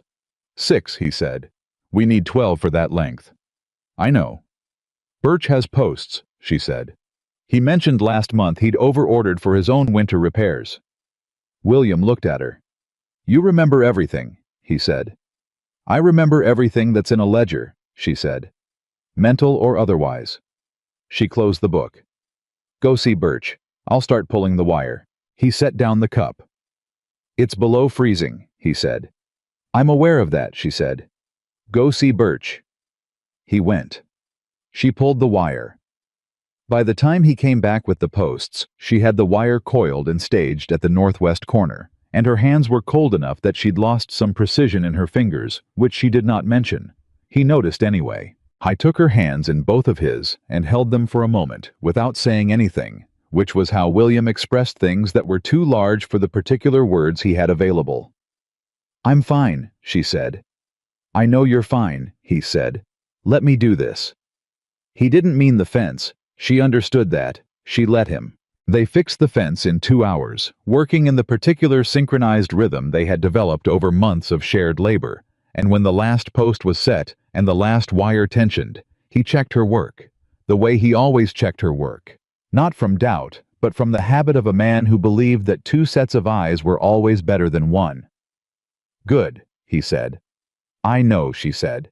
He shook his head. "You never used to say that," he said. "I always thought it," she said. "I'm just more comfortable now." He looked at her. "Good," he said with an entirely different weight on the word. January brought the first real test of the Haverford contract. The cattle buyer arrived on a Monday with 2 associates and a revised proposal that was not what he had agreed to in writing, which Amelia discovered when she sat down with him at the kitchen table and opened the contract and the proposal side by side. Haverford was a broad man with a broad smile, and the confidence of someone who was accustomed to the smile doing the work that the terms could not. "Market conditions," he said, gesturing at the revised numbers. "You understand. Prices have shifted since August. We're simply asking for a modest adjustment." 4 cents per head is not modest, Amelia said. "On 40 head, that's $160, against our contracted rate." "It's the market. Mr. Haverford," she said in the same pleasant tone she had used with Garvey in that first week. "I've been reading the Western Agricultural Trade Bulletin for 7 months. The market price for quality. Kansas beef has not dropped 4 cents since August. It has dropped approximately 1 cent. She turned the bulletin to face him. "Here is the October figure. Here is the December figure. Here is the variance." Haverford's broad smile held. "Miss Whitmore, Mrs. Carter," William said from where he was standing against the kitchen wall. He had not sat down. He had not involved himself in the contract discussion. He had learned over 4 months when to stand back and when to step forward, and the line between those 2 things had become one of the fluent languages of their marriage. But this was a step forward moment. Haverford looked at William. He looked at Amelia. "Mrs. Carter," he corrected. "I appreciate the research, but our operation has overhead costs that—" "Your overhead costs are not our contracted obligation," Amelia said. "The contract is clear. We agreed to the October auction rate.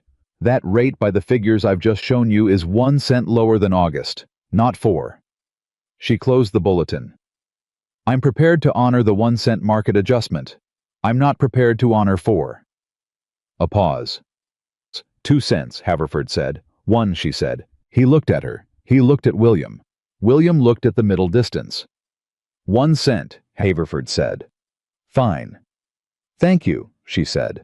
I'll adjust the contract and have a copy ready before you leave. After Haverford and his associates were gone, William came to the table and sat down and looked at her for a long moment. 1 cent, he said. It was the right number, she said. He came in here expecting 4. Men like Haverford always open high, she said. They expect you to negotiate down to 2 and feel like you've won something. Going to 1 surprises them because it's lower than their floor. They agree because agreeing feels like control. William looked at her. Where did you learn that? He said.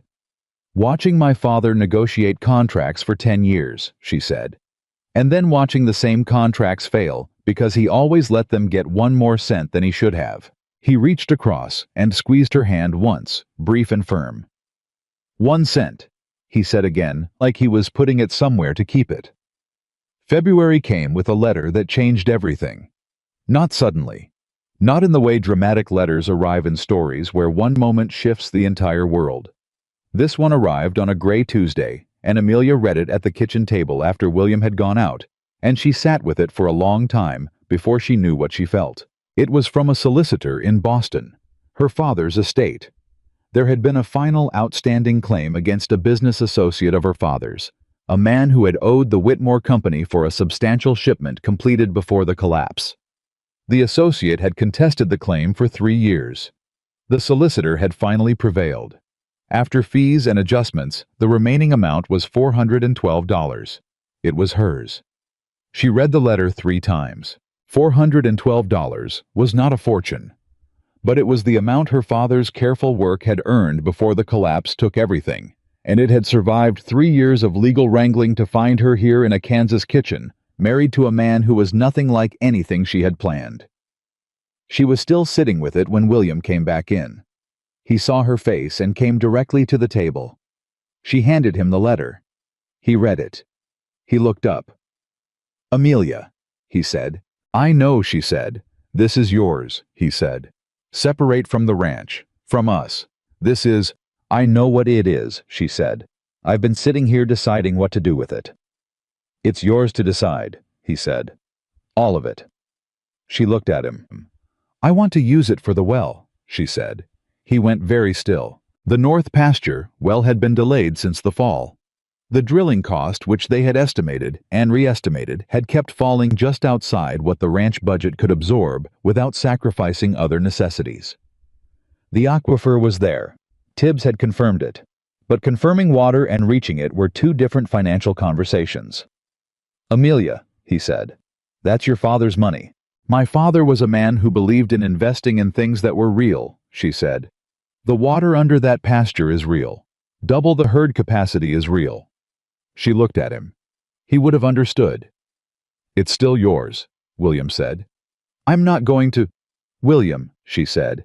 He stopped. This ranch is mine too, she said quietly. I'm not giving you money. I'm investing in our land. He looked at her for a long time. The thing that moved across his face was not gratitude, though it contained gratitude. It was something older than that, something that had been living in him since before she arrived.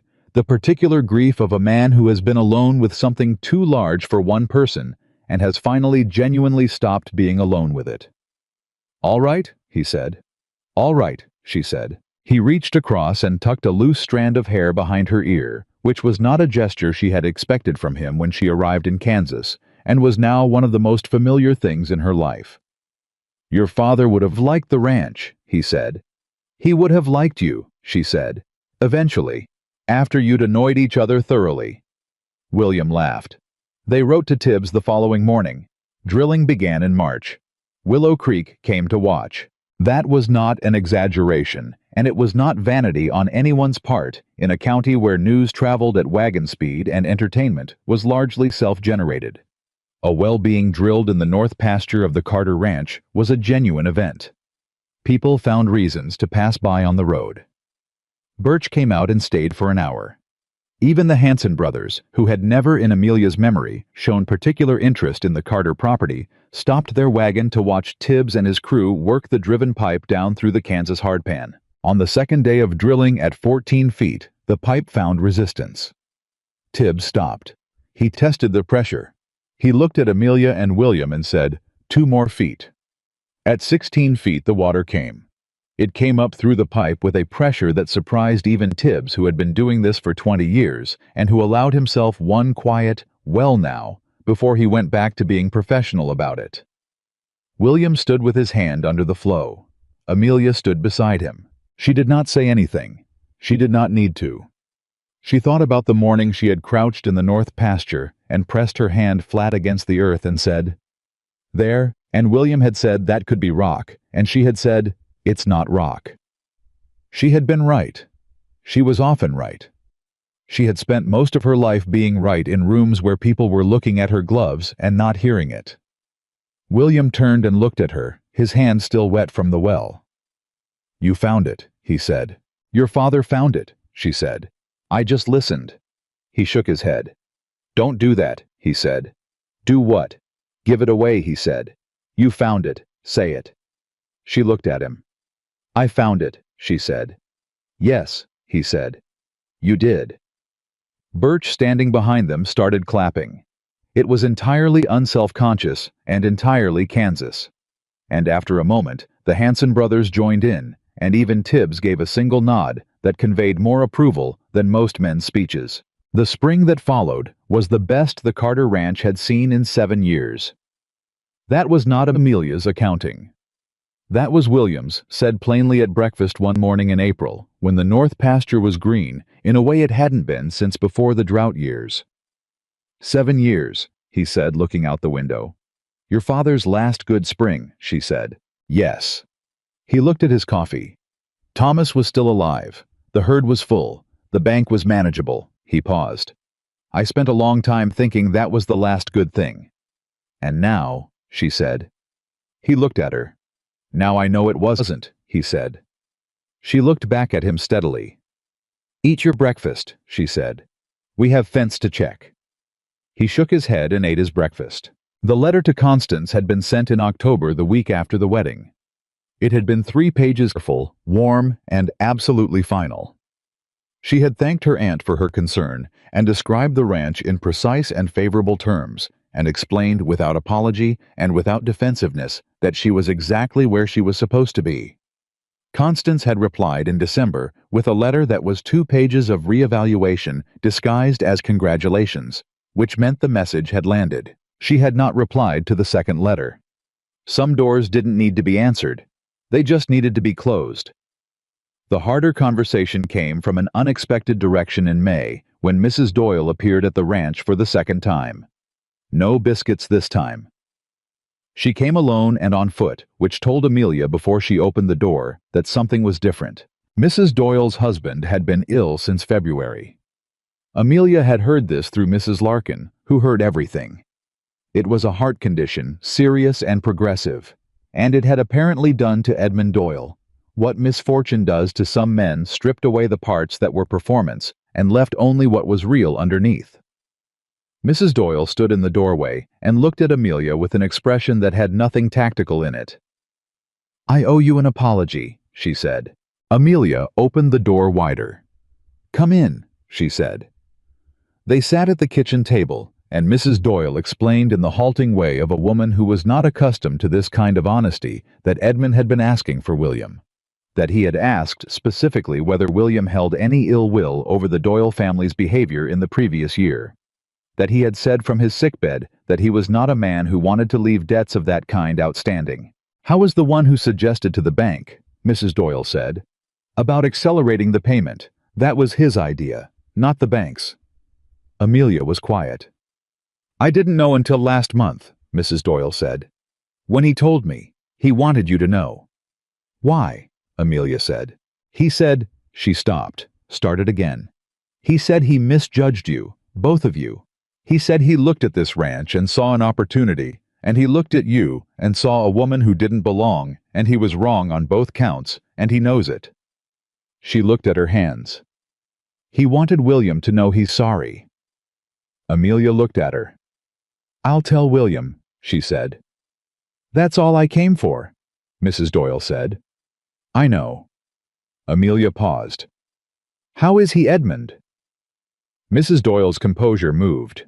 "Some days are better," she said. "I'm sorry," Amelia said. And she meant it the same way she had meant it to William about Thomas, not as performance, just as the true thing. Mrs. Doyle stood to leave. At the door she stopped and looked back. "You're not what any of us expected," she said. It was the same thing she had said in front of the dry goods store in the first weeks. But it sounded different now. The edges were gone from it. "No," Amelia agreed. "I rarely am." Mrs. Doyle nodded. She left. William came in from the pasture an hour later, and Amelia told him all of it, the way she told him everything directly, completely, without editorializing what she thought he should feel. He listened without interrupting. When she finished, he was quiet for a moment. "I'll ride over," he said. "See Edmund." "I thought you might," she said. "He's not a good man," William said. "But he was sick and he told the truth about it. That counts for something." "It does," she said. He got his coat. At the door he stopped. "You weren't surprised," he said, "that he came clean?" "No," she said. "Why not?" "Because people generally tell the truth when they think time is running short," she said. "It's one of the more reliable things about us." He looked at her. "Is that your father or your mother?" he said. "Neither," she said. "That one's mine." He nodded slowly. "It's a good one," he said. He rode to the Doyle property. He was gone 3 hours. When he came back, he said only, "He's in a bad way." And then, "I'm glad I went." And Amelia said nothing, because nothing was needed, and she poured him coffee, and they sat together in the kitchen that had become the center of their shared life in the quiet that was not empty. Summer came back to the Carter Ranch, the way it should have been, coming all along full and generous, the north pasture carrying 70 head, where it had carried 20 the year before. The water from the new well, reaching the east section, through a channel William and Amelia had dug together over 3 weekends in April, the grain coming in strong on the south fields.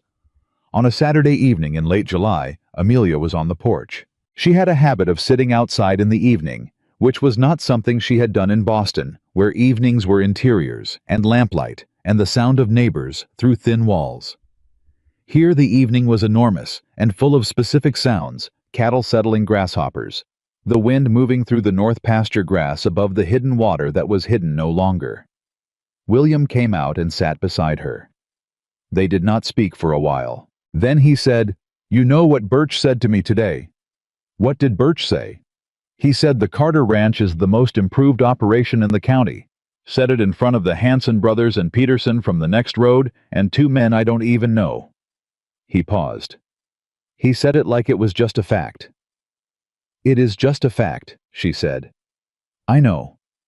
He was quiet. "He also said you were the sharpest mind in Willow Creek." She looked at him sideways. "Birch said that, word for word." "I like Birch," she said. "You've always liked Birch," William said. "He treats people like they are what they are," she said. "Not what he decided they were before he met them."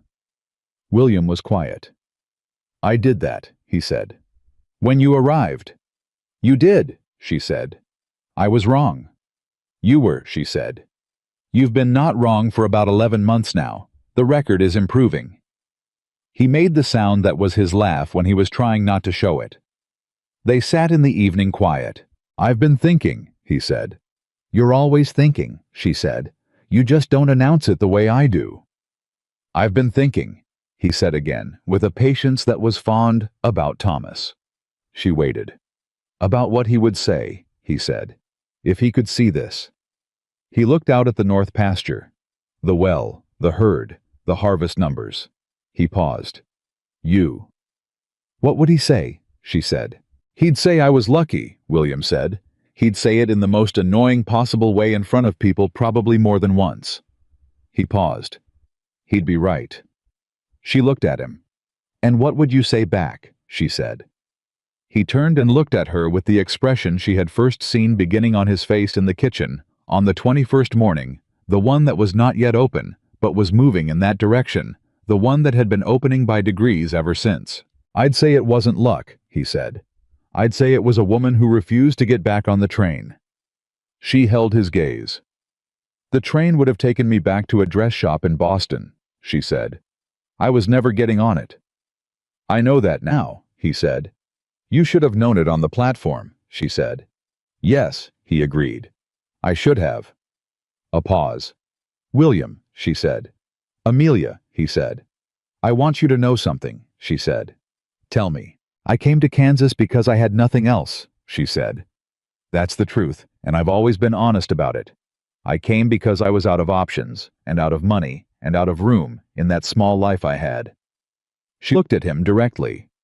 But I stay because this is the truest place I have ever been. This ranch. This kitchen. You. She paused. I am not here because I ran out of choices. I am here because this is the one I would choose again, every time, from the beginning. He looked at her for a long moment. He reached over and took her hand. Not briefly, not as a gesture.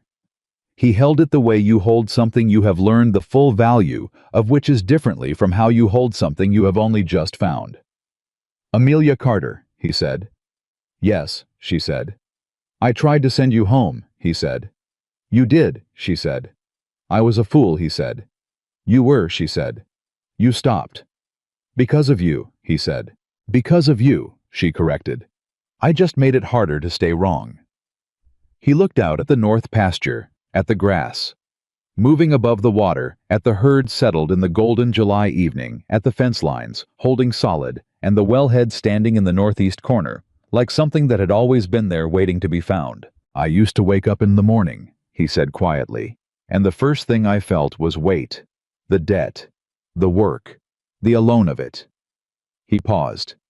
Now I wake up, and the first thing I hear is you in the kitchen, and everything else comes after that. And it's still heavy sometimes, and the land is still hard, and Kansas is still Kansas. He looked at her. But the first thing is you. She did not say anything for a moment. Then, the coffee is better now, too. He shook his head. It is, he said, considerably.